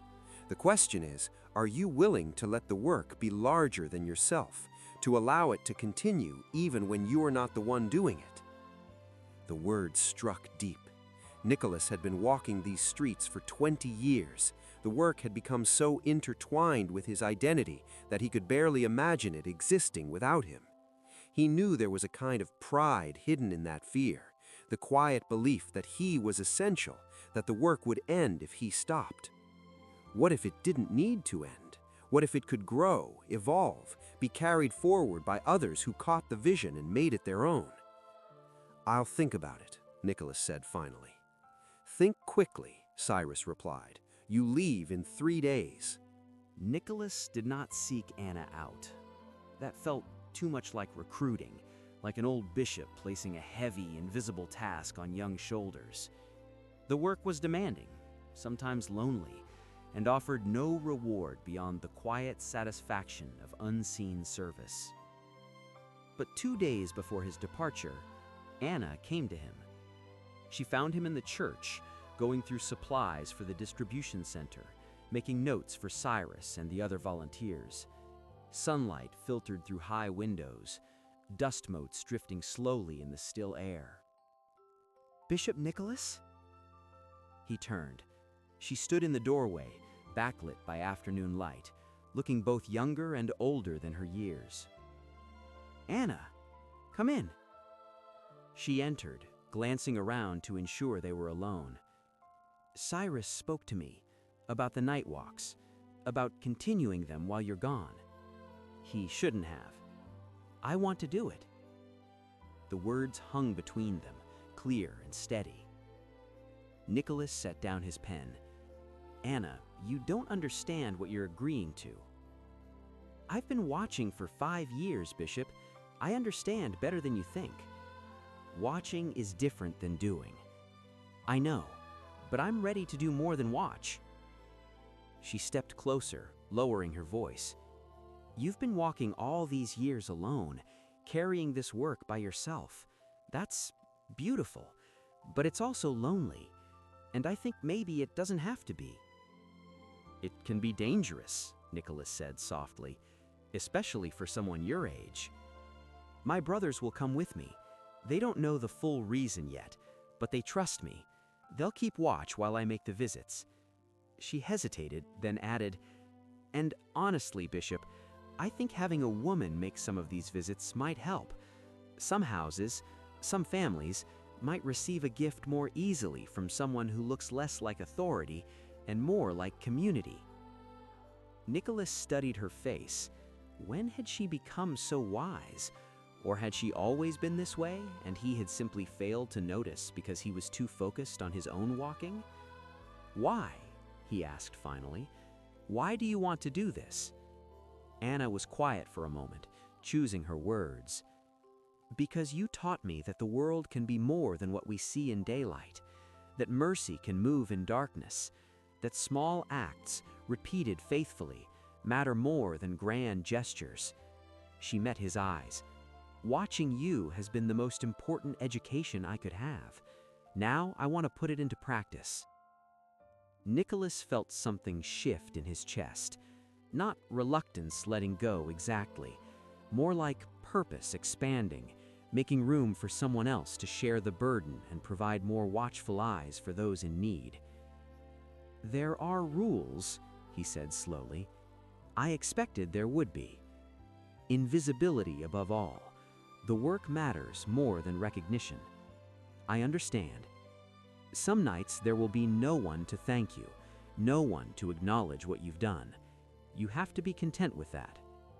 I've been content with that for 5 years already, she said gently. And some nights, Nicholas paused, remembering his own long kneeling in the snow, the weight of a door beneath his hand. Some nights it will hurt. You'll see need you can't meet, suffering you can't ease, and you'll have to keep walking anyway. Anna nodded slowly. Will you teach me how to do that? How to keep walking when it hurts? The question was so honest, so open, that Nicholas had to look away for a moment. I'm still learning that myself, he admitted. But yes, I'll teach you what I know. They spent the next 2 days in preparation. Nicholas showed Anna his routes through the city, the paths that offered the deepest shadow, the alleys that stayed quiet even on restless nights, the houses that needed regular visits. He taught her which floorboards creaked, which dogs barked at strangers, which shutters rattled at the slightest touch. He introduced her, carefully, indirectly, to his network of knowledge, the baker who mentioned when families were struggling, the physician who knew which households were facing illness, the harbor master who tracked which sailors had left widows behind. Information is as important as resources, Nicholas explained. You need to know where need exists before you can respond to it. Anna absorbed it all, asking thoughtful questions, making neat notes, treating the education with the seriousness it deserved. On his last night before departure, Nicholas walked one final time. But this time, Anna walked with him. They moved through the streets in silence, her steps matching his, her breathing gradually falling into rhythm with his own. The snow had melted, but the night still held a cool hush, the city wrapped in its familiar sleeping quiet. He showed her how he paused at each house, listening for the rhythm of sleep, how he knelt to place gifts, his hand resting for a moment on door or wall, more gesture than word, a simple touch of goodwill. How he walked away without looking back, releasing any claim on what might follow. At the 5th house, he stepped aside and gestured for her to approach. Anna moved slowly forward, drawing a small bundle from the satchel Nicholas had given her. Her hands trembled just a little as she untied the cloth, but her touch on the door was steady. She knelt as he had taught her, placed the bundle carefully, and pressed her palm against the wood. Nicholas watched her lips move in a silent blessing, too soft for even him to hear. When she stood and turned back to him, her eyes were bright with something he recognized. Not pride, not satisfaction, something quieter and deeper. The recognition of having brushed against something sacred and very ordinary at the same time.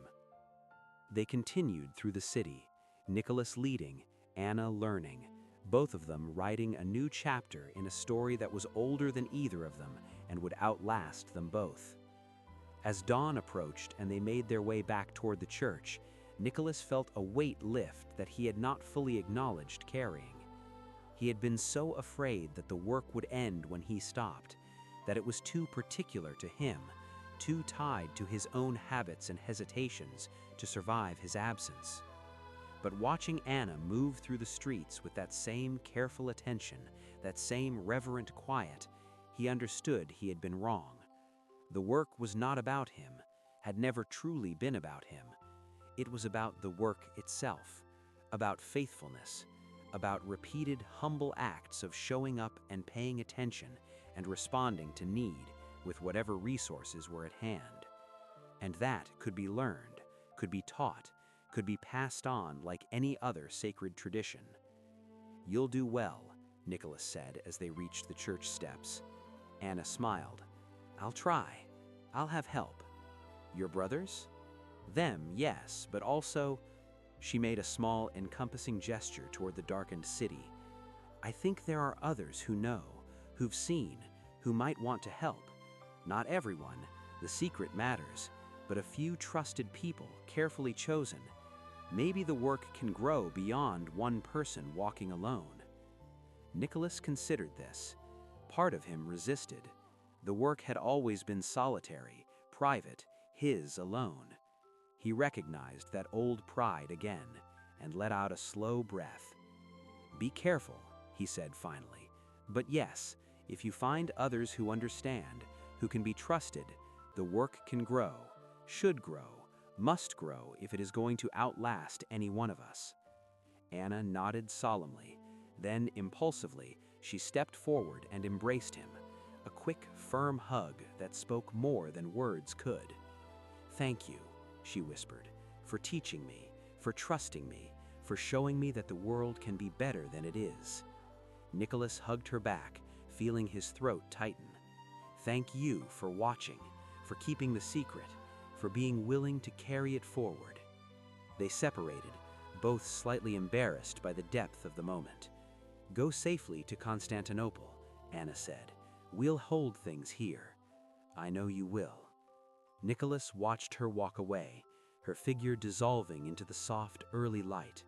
Then he turned and entered the church, beginning his preparations for the long journey ahead. Outside, the city still slept. Somewhere, small bundles waited quietly by doors Anna would visit in nights to come. The myth was growing, spreading, taking root in hearts beyond his own. And that, Nicholas realized, was exactly as it should be. For that night, it was enough. Part 9. The Council of Nicaea. Constantinople overwhelmed him with its size and brightness. Nicholas had traveled before, but never to a city like this. Buildings rose higher than seemed reasonable, their roofs catching the light. Markets spilled through wide streets, full of languages and faces from distant places. The harbor bristled with ships from every corner of the empire and beyond.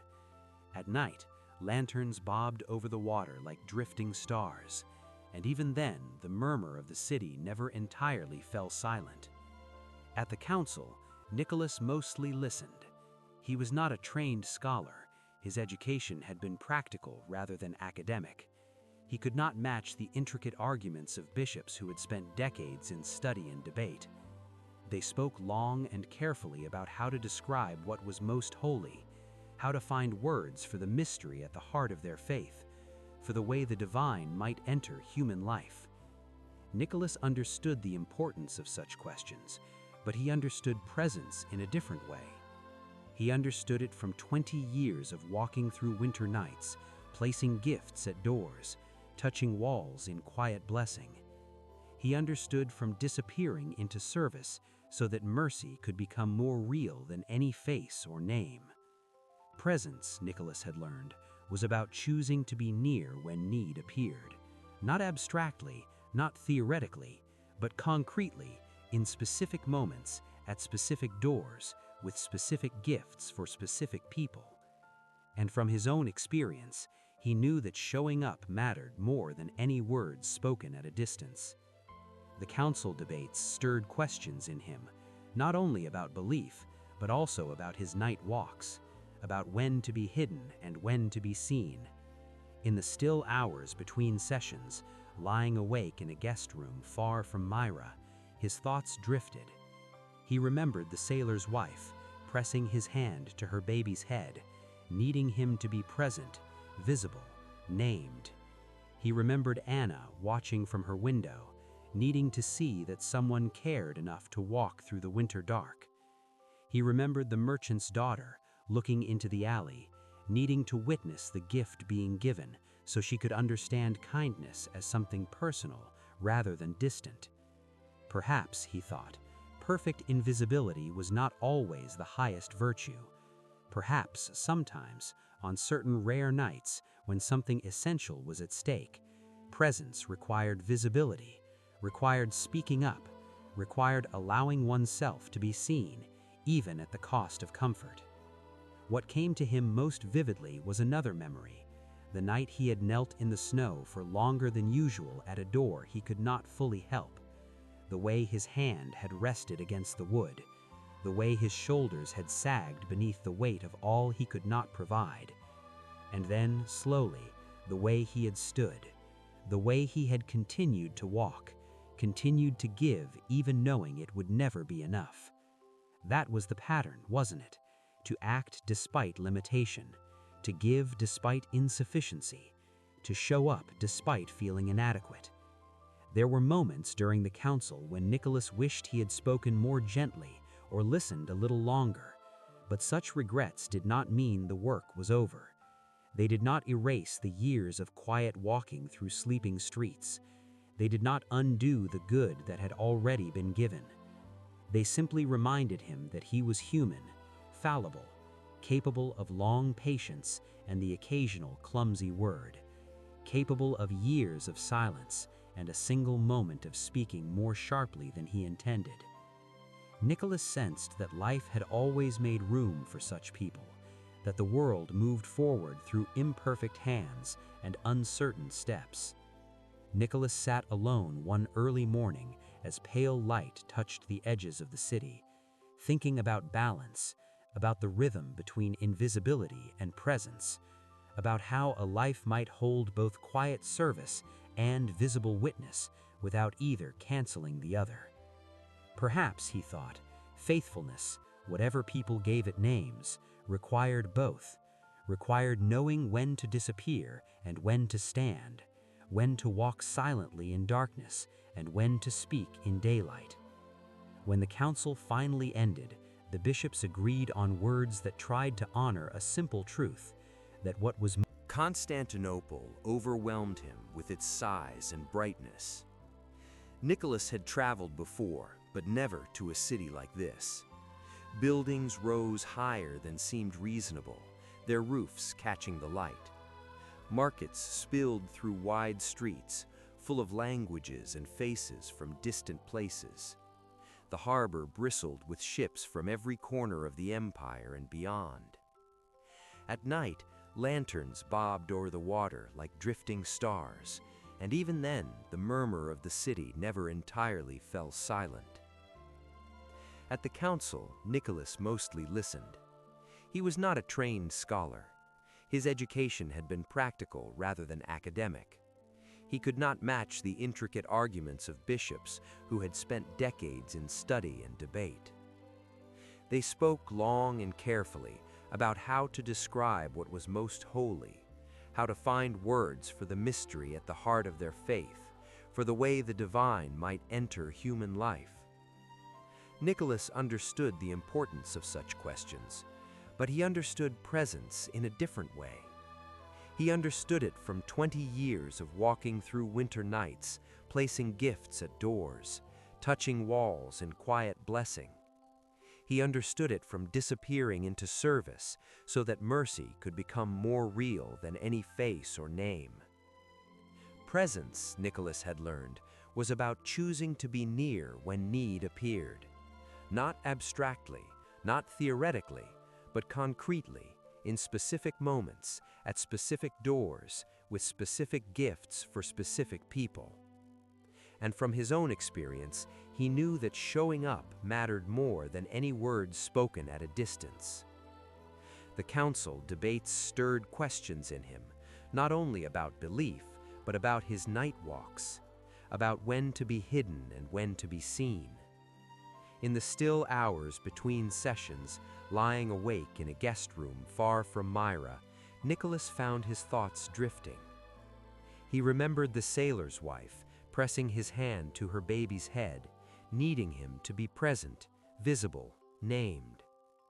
He remembered Anna, watching from her window, needing to see that someone cared enough to walk through the winter dark. He remembered the merchant's daughter, looking into the alley, needing to witness the gift being given so she could understand kindness as something personal rather than distant. Perhaps, he thought, perfect invisibility was not always the highest virtue.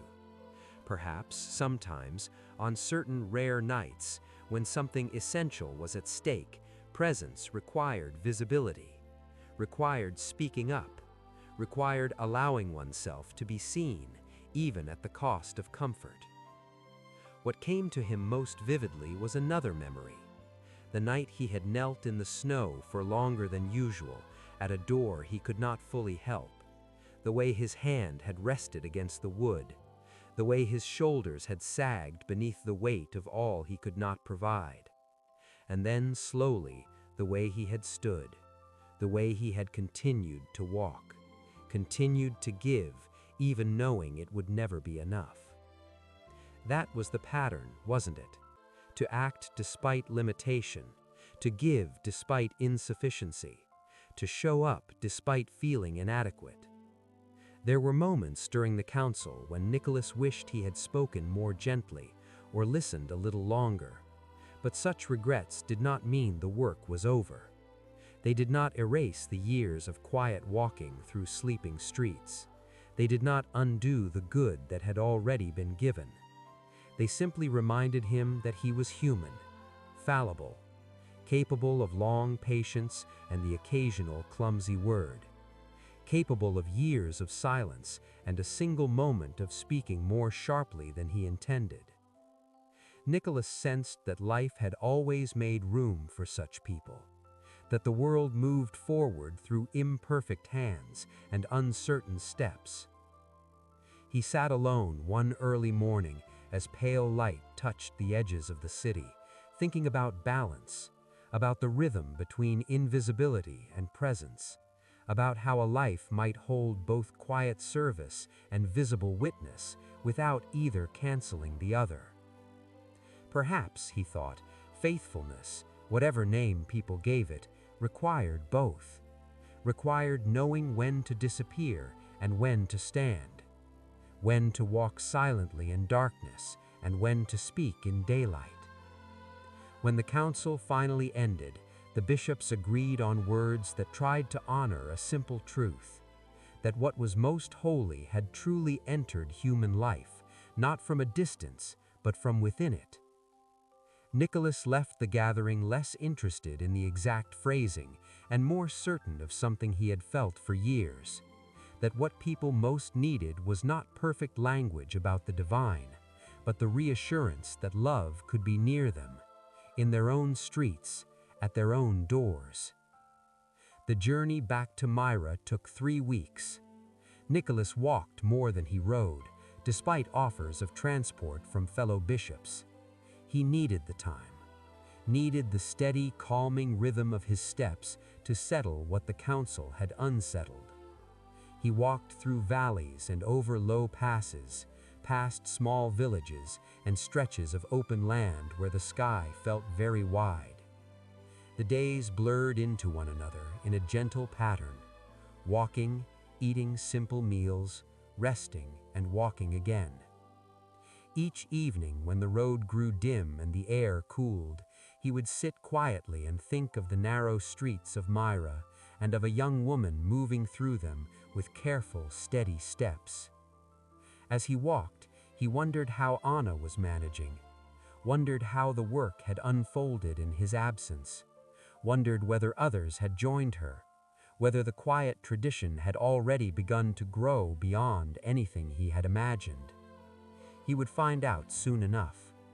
For now, the road led homeward, carrying him back toward the city where his truest work waited.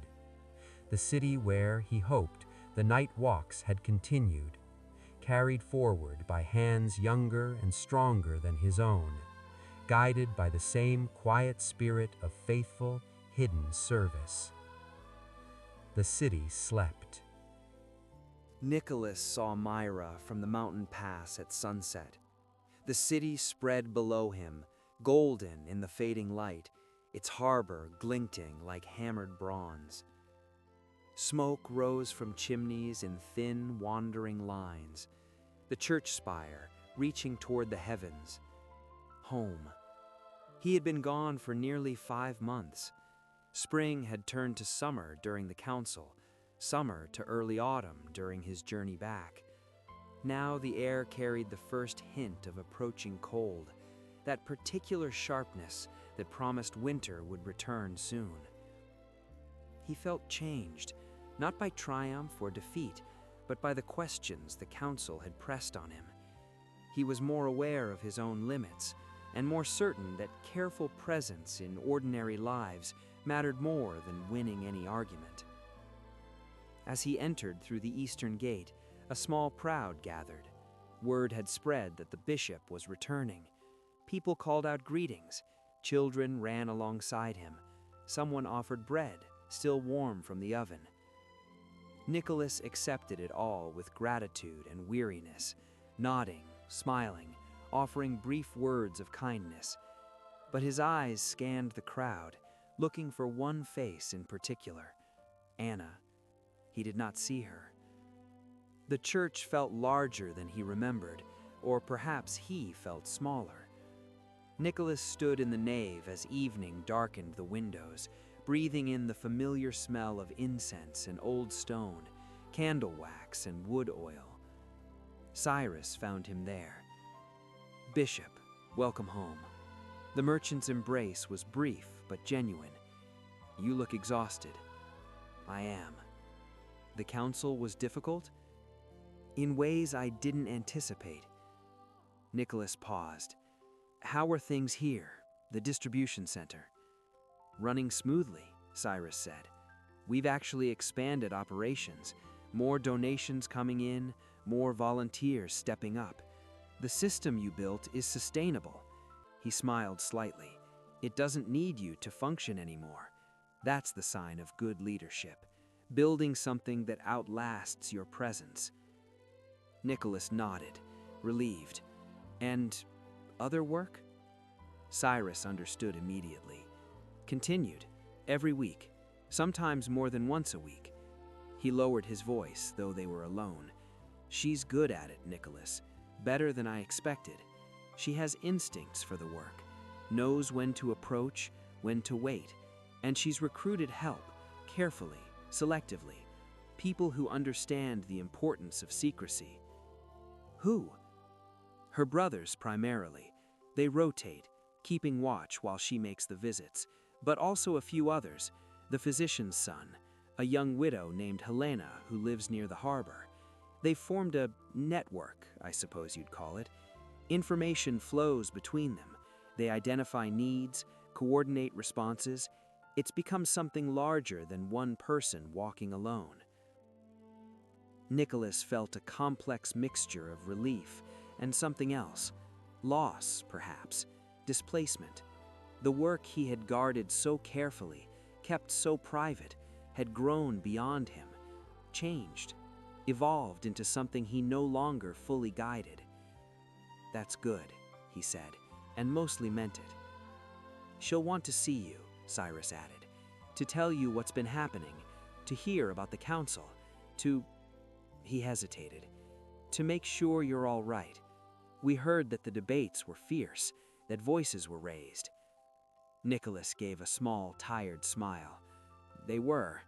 There were moments when I wished I had spoken more gently, listened a little longer. I didn't always choose my words as carefully as I should have." "You still defended what you believed," Cyrus said. "I tried." Cyrus gripped his shoulder. "No one here expects you to be perfect, Nicholas. Knowing you have limits, seeing that you sometimes struggle when something matters deeply, makes you more human to us, not less." Nicholas wasn't sure he believed that, but he appreciated the attempt at comfort. "Tell Anna I'll meet with her tomorrow. There's much to discuss." "I will." Cyrus moved toward the door, then paused. "Nicholas, we're glad you're back. The city missed you, but it didn't fall apart without you. That's a gift you've given us, teaching us that the work can continue, must continue beyond any one person, even you." After Cyrus left, Nicholas remained in the church until full dark. He sat in quiet reflection, or tried to. Mostly he sat in silence, letting the building hold him the way it had held generations of stillness, doubts, and whispered prayers. He had left Myra as a bishop confident in his calling, certain of his path. He returned as something else, still a bishop, still called, but more aware now of his capacity for error, his vulnerability to weariness and sharp words, his humanity in ways he had once tried to smooth away with discipline. Perhaps that was the lesson. Perhaps the counsel was necessary to break his illusion that he and the work were the same thing, to remind him that he was not the work, he was merely one servant of it, fallible and limited, capable of both great faithfulness and very ordinary missteps. The night walks had continued. They would continue after him, carried forward by Anna and those who walked beside her, an unbroken chain of quiet figures moving through darkness, placing small miracles in their wake. And that, Nicholas realized, was exactly as it should be. For that night, it was enough. Anna came to the church the next morning. Nicholas was in his small office, sorting through 5 months of correspondence, when she knocked softly on the door. "Come in." She entered quietly, closing the door behind her. She looked older than when he'd left, not in years, but in bearing. There was a confidence in her posture, a steadiness in her gaze that spoke of someone who had been tested and found herself equal to the challenge. "Bishop Nicholas, welcome home." "Anna, sit, please." She settled on the stool across from his desk, her hands folded in her lap. For a moment, neither spoke. Then both started simultaneously. "I heard about. Cyrus told me." They stopped, smiled at the collision. Nicholas leaned back in his chair. "Tell me about the work here. How has it been?" Anna's expression shifted, becoming animated. "It's been extraordinary. Difficult, but extraordinary. The first few weeks I was terrified, afraid I'd be seen or fail to notice someone who needed help or distribute things unfairly. But my brothers helped, and then Helena joined. She's a widow, young, very observant. She notices things I miss. And Marcus, the physician's son, he has access to information about who's ill, who's struggling. Cyrus said you formed a network. We had to. The need is too large for one person. Even with the church distribution center, there are families who fall through gaps, people too proud to ask for help publicly, situations that require discretion. Nicholas recognized his own reasoning reflected back at him. The public work served one function, the hidden work served another. Both were necessary. "Walk me through a typical night," he said. "Show me what you've learned." Anna nodded and began describing her process, the preparation, gathering supplies, identifying houses, planning routes, the brothers who accompanied her, keeping watch from a distance, the way she had learned to listen, to sense when a household was truly asleep versus merely quiet, the modifications she had made to his methods, small innovations that came from her different perspective. "I place gifts where women will find them first, often by the hearth or near the water jug, places men don't usually look in the morning. It seems to make a difference. Women notice. They understand immediately that someone saw their need and responded. It creates a different kind of hope." Nicholas nodded slowly. He had never thought about that, how the location of the gift shaped its reception. But Anna was right. A gift found by the woman of the household carried different meaning than one found by the man. "And you've kept the secrecy?" "Absolutely. We're careful. No one sees us. No one knows." She paused. "Well, almost no one." "Almost?" Anna shifted slightly. "There was a child, 3 weeks ago, a little boy, maybe 6 years old. He was awake, sitting at a window. I didn't see him until I'd already placed the gift. Our eyes met." Nicholas's chest tightened. "What did you do?" "What you did with me. I looked at him, he looked at me, and without saying anything, we understood each other. He would keep the secret, I would continue the work. A covenant passed from one witness to the next." "Did he recognize you?" "I don't think so. It was dark, I was cloaked, but even if he did, Anna shrugged, children understand mystery better than adults. They know some things are meant to be felt rather than explained. He'll remember someone came, someone cared. That's what matters. Nicholas found himself smiling despite his concerns. You're right, that is what matters. They talked for another hour, Anna describing challenges she had faced, decisions she had made, families she had visited. Nicholas offering guidance where he could, but mostly just listening, learning from her experience, understanding how the work was evolving in her hands. Finally, Anna said what she had clearly come to say. You don't need to resume the night walks, Bishop. We have it covered.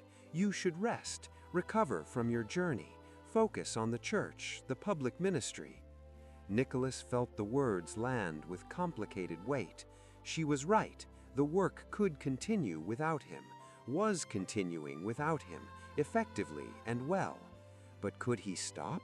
Could he simply hand it over, retire from the work that had defined him for 20 years? I need to think about it, he said. Of course. Anna stood to leave, then paused. Bishop, I need to tell you something else, something I've been holding. What is it?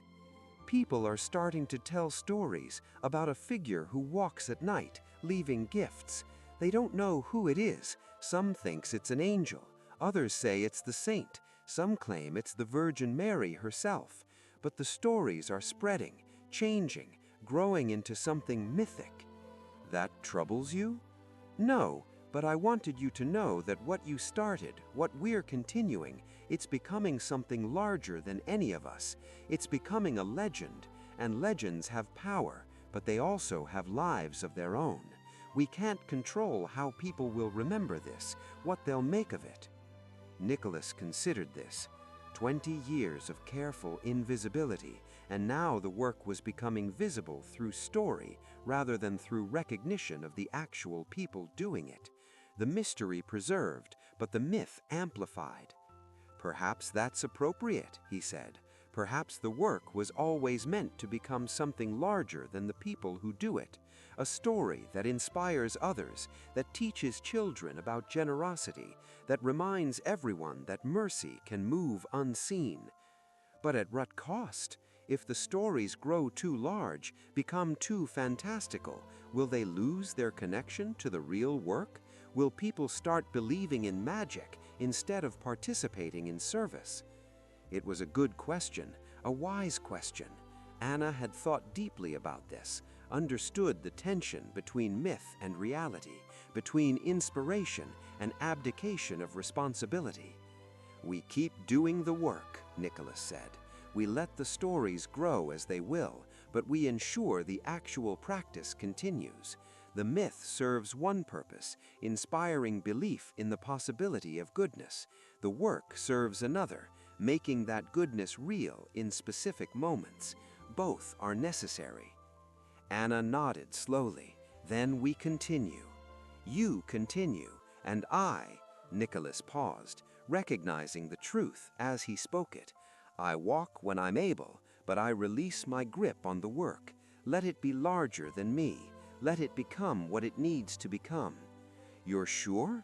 No, Nicholas thought. He wasn't sure at all.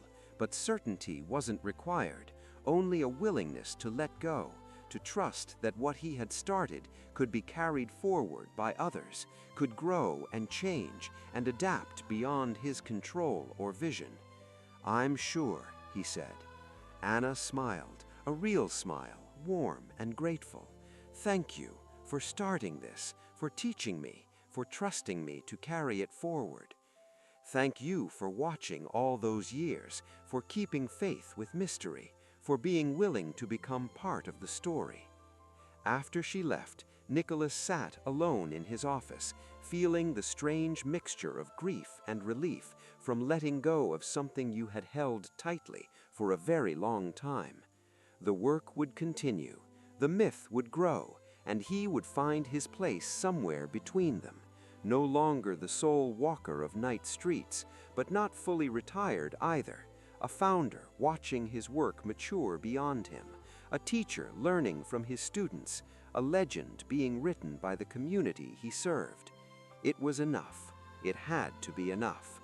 And perhaps, Nicholas thought, that was its own kind of incarnation, the principle of divine presence taking flesh not just in one person, but in a community, a practice, a tradition that would outlast them all. The work continued.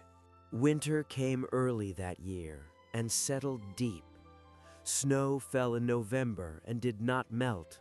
The harbor froze partially, making navigation dangerous. The mountain passes closed by mid-December. Myra turned inward, huddling against cold that seemed determined to test every wall, every shutter, every hearth fire. Nicholas resumed his duties as bishop, the public work, the visible ministry. He preached on Sundays, blessed the sick, counseled the troubled, presided over the distribution center that now ran efficiently without his constant oversight. But 3 nights a week, when snow fell and the city slept, he walked. Not alone anymore.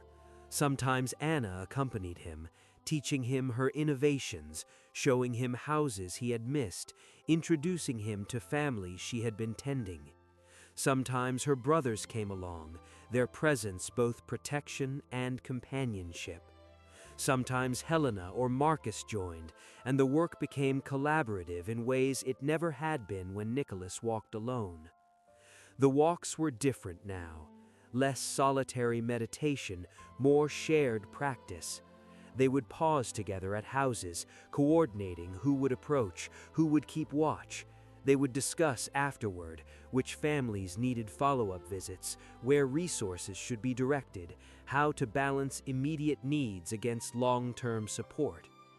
It was messier than Nicholas's old practice, less pure perhaps, but also more sustainable, more joyful, more connected to the actual community it served. Nicholas found he liked it. He liked having companions who understood the work, liked being able to share the burden of knowing so much need existed, liked the way they challenged his assumptions, pushed him to see situations from different angles, brought their own wisdom to bear on complicated questions of how to help without creating dependency, how to give without diminishing dignity. One night in mid-December, particularly cold and clear, they stood together at the edge of the harbor district, looking back at the city spread below them. "Look at it," Helena said softly. "All those houses, all those lives, and we only touch a fraction of them." "But we touch that fraction," Marcus countered. "That's more than nothing." "Is it enough?" Anna asked, not challenging, but genuinely wondering. Will it ever be enough? Nicholas had wrestled with that question for 20 years. He still didn't have a perfect answer, but he had learned something through the wrestling. "Enough is not the right question," he said slowly. "The question is, are we faithful? Do we show up? Do we do what we can with what we have? The outcome, whether it's enough, belongs to something bigger than us. Our part is just to walk, to give, to pay attention." They stood in silence for a moment, breath rising in visible plumes, boots crunching in snow, the city quiet around them. "I wonder what stories they'll tell about this someday, about these nights, about what we do. Probably get the details wrong, make it more dramatic than it is, add flying reindeer or something." They laughed softly, careful not to disturb the sleeping city. But Nicholas felt a shiver that had nothing to do with cold. Flying reindeer. The comment was absurd, meant as a joke, but it pointed to something real. The way stories grew, accumulated embellishments, transformed reality into myth. What would future generations make of these walks? What details would they add? What meanings would they attach? What traditions would they build on this foundation? He couldn't know, couldn't control it, could only trust that the core truth would survive whatever decorations story added, that love expressed through attentive service, mercy offered without expectation of return, generosity practiced in secrecy rather than performed for applause, these truths would endure. "Come on," Anna said, breaking the moment. "We have 6 more houses tonight." They moved on, 4 figures in the snow, leaving gifts in their wake, writing a story that would be told and retold until it became something far larger than the simple reality of their walking. The weeks passed, winter deepened, the work continued, and then on a night 2 weeks before the celebration of Christ's birth, something happened that Nicholas had not anticipated.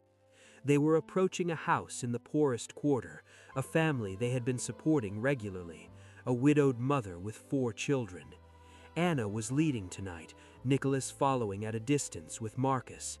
As Anna knelt to place the bundle by the door, it opened. The widow stood there, backlit by dim firelight, a shawl wrapped around her shoulders.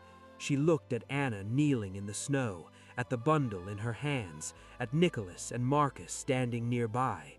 For a long moment, no one moved. Then the widow spoke, her voice barely above a whisper. "I know what you do. I've known for weeks. I see you come, see you leave gifts, see you disappear into the night." Anna remained kneeling, uncertain how to respond. "Why?" widow asked. "Why do you do this?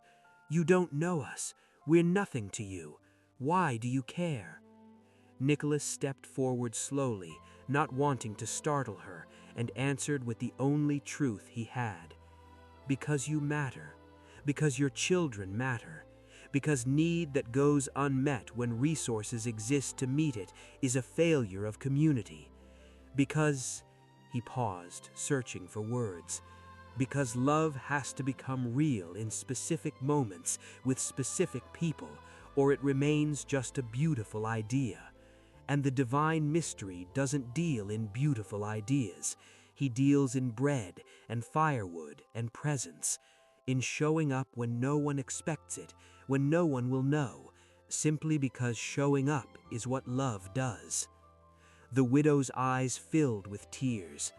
"I don't know how to thank you." "Then don't," Anna said gently, still kneeling. "Just receive. Just let yourself be loved without needing to repay it. That's the hardest part, I think, learning to receive grace without tallying debt."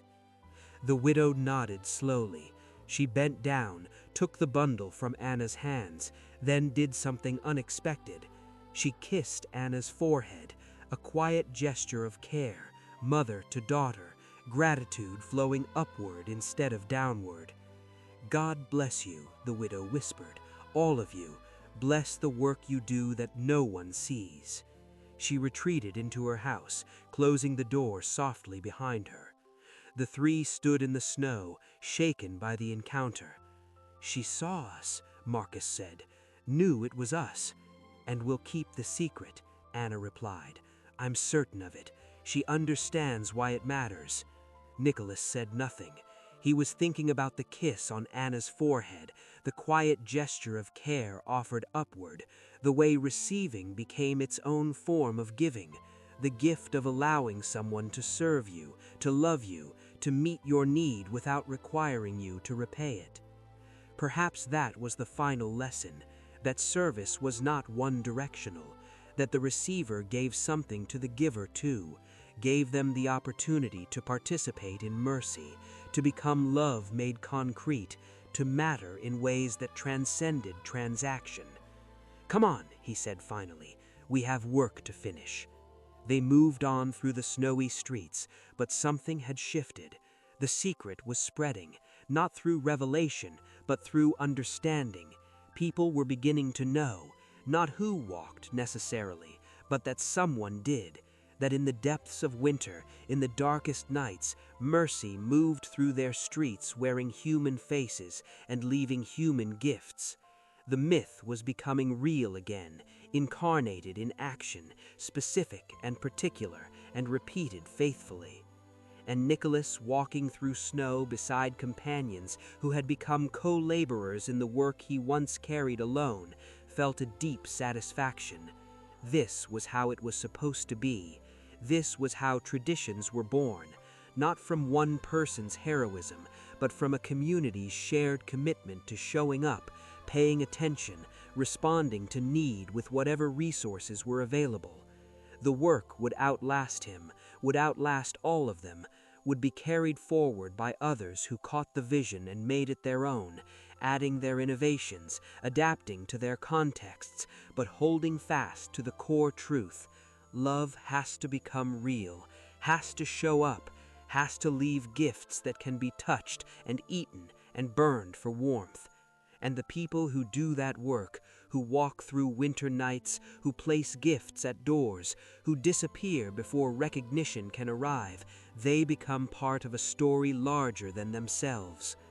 A story that would grow and change over centuries, accumulating details and embellishments, transforming into myth while remaining rooted in the simple, faithful practice of showing up when no one is watching and leaving evidence that someone cares. Nicholas looked up at the stars, bright and cold in the winter sky, and smiled. The legend of Saint Nicholas was being written, not by scribes in monasteries, but by feet in snow. Not in words, but in acts. Not for audiences, but for the providence and the secret-keeping darkness, and the families who would wake to find that grace had visited them in the night. It was enough. It would always be enough. The work continued. The night endured. And somewhere in the future, children would hang stockings and listen for footsteps and believe, truly believe, that generosity could move through the world wearing a human face. Because it could, because it did, because it does still, whenever someone chooses to walk when others sleep, to give when no one is watching, to love without needing love in return. That was the myth. That was the truth. And they were, finally, the same thing. The book was old, even when it first came into the house. Its cover had long since lost whatever color it once held, softened by countless hands. The spine was mended with careful tape, the pages the color of tea. On the first blank leaf, in a script that slanted differently with each new line, were several names and dates: great-grandparents, great-great-grandparents, reaching back to a year that felt more like legend than history. Inside was the story of a city called Myra and a bishop named Nicholas who walked through winter nights, leaving small, quiet gifts where they were most needed. It had been read aloud in this family for as long as anyone could remember, passed from one set of parents to the next like a promise that never wore out. Tonight, the book lay open on the coffee table, lit by the soft glow of the Christmas tree in the corner. The tree itself stood tall and patient by the window, its branches draped in strands of warm white lights. Ornaments, some glass and shimmering, others handmade long ago by small, determined hands, hung at uneven intervals, catching the light and turning it into tiny, scattered stars. At the very top, an old tin star leaned slightly to one side, as though listening. Below, along the mantel, stockings waited, each one stitched with a name in thread that didn't always match the fabric. Some had been knitted decades ago, the yarn a little fuzzy with time. One was newer, the letters slightly crooked, as if the hand that stitched them had been learning as it went. On the low table beside the book sat a cardboard box, ordinary, brown, the kind used for moving or storing clothes. It was already half filled, a scarf that still held a trace of someone's perfume, several gently worn coats that had been outgrown but not forgotten, a pair of boots a size too small for anyone in the house now. Nestled in one corner was a soft toy, a stuffed bear with slightly flattened ears, and beside it, a small stack of canned food. This was no new idea. Every Christmas Eve, for as long as the children could remember, the box had been part of the tradition. A parent's voice, gentle and familiar in its rhythm, rose softly in the room. "So," the parent said, closing the book with care, "that's the story your great-great-grandmother wrote down for us, and she said her grandparents told it to her, and theirs told it to them. Maybe it goes all the way back, maybe not, but it's been ours for a long time, and every year when we read it, we remember why we do this." The children were quiet, though not surprised. This part was familiar, like the smell of pine or the flicker of the lights on the tree. The eldest sat cross-legged on the rug, a blanket wrapped around their shoulders like a cloak. The middle child leaned against the couch, eyes on the box they knew so well. The youngest had fallen asleep halfway through the story, breathing slow and even, thumb tucked against their cheek. "So, Nicholas, he's the same Nicholas as Santa, right?" the eldest said after a moment. "That's what some people say. The story changed over time, it moved from place to place, picked up new clothes, new names, reindeer, sleighs, chimneys. The details shifted. But at the beginning," the parent tapped the closed book lightly, "at the beginning, there was just a person walking through the dark, carrying a satchel and paying attention. Someone who believed that if you had more than you needed, you were meant to share it. And that's why we do this every year. Fill a box like this one, drive it to the shelter before bed. It's how we keep his story going." The eldest considered this, eyes reflecting the tree lights. The middle child stirred, listening. "Santa brings presents to us, to kids who already have beds and cookies and stuff. Nicholas brought things to people who didn't. And we do that too, every Christmas Eve." The parent nodded. "Exactly. It's our family's way, started long before any of us were born, and it'll keep going long after us." Silence followed, soft but not empty. The hum of the refrigerator in the kitchen, the occasional tick of the vents as the house settled against the cold. The tree lights blinked in their own quiet rhythm, unhurried, unbothered by time. "Do you remember what Nicholas did with that chest of coins he kept locked away?"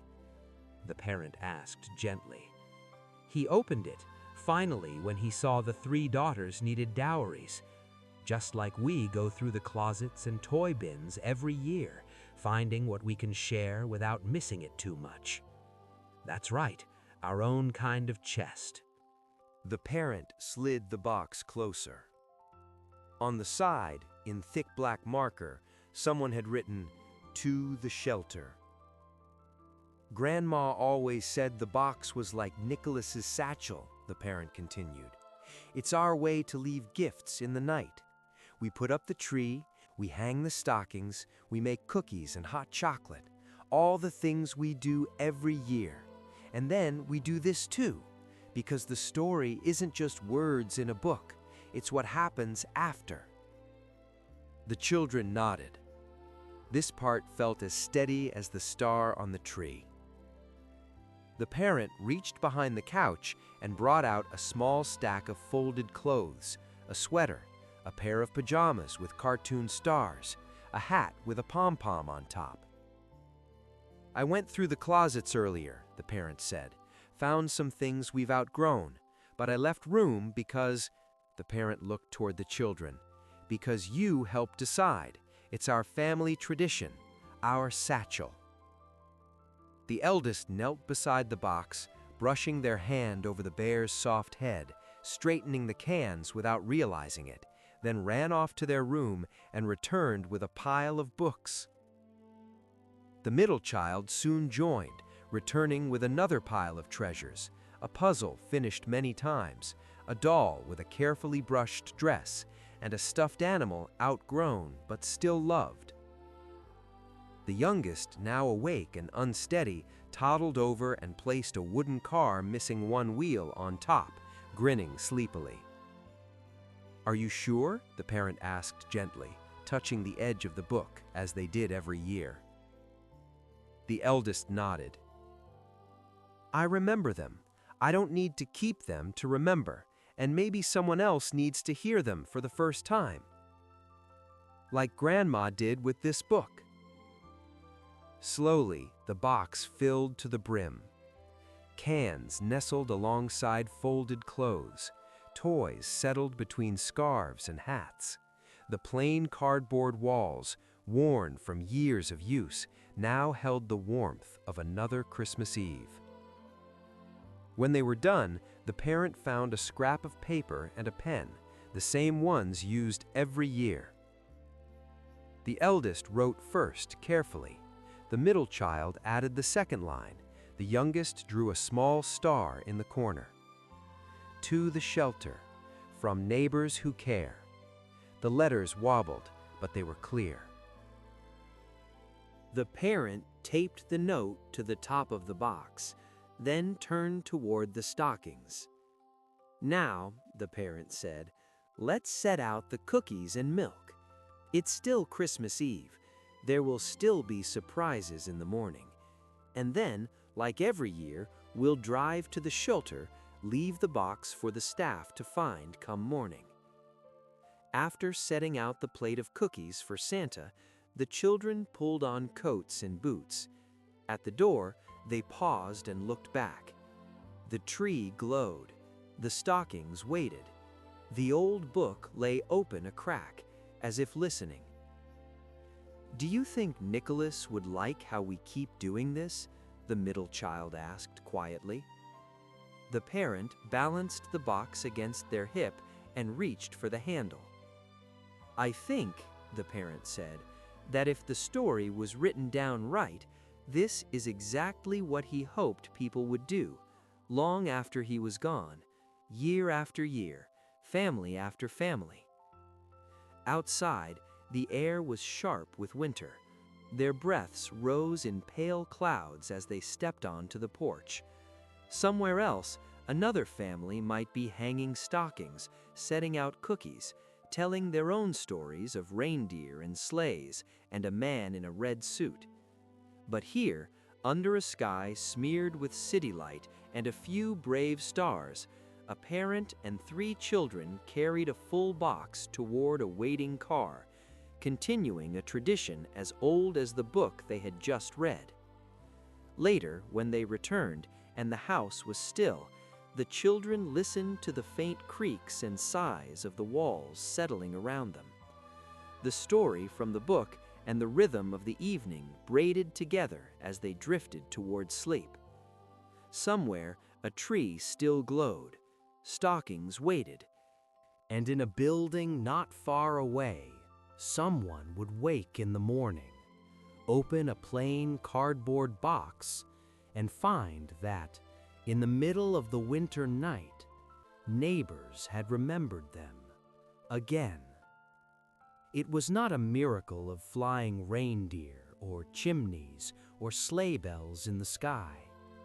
It was something smaller, and perhaps the eldest thought, as sleep finally took them, something just as important.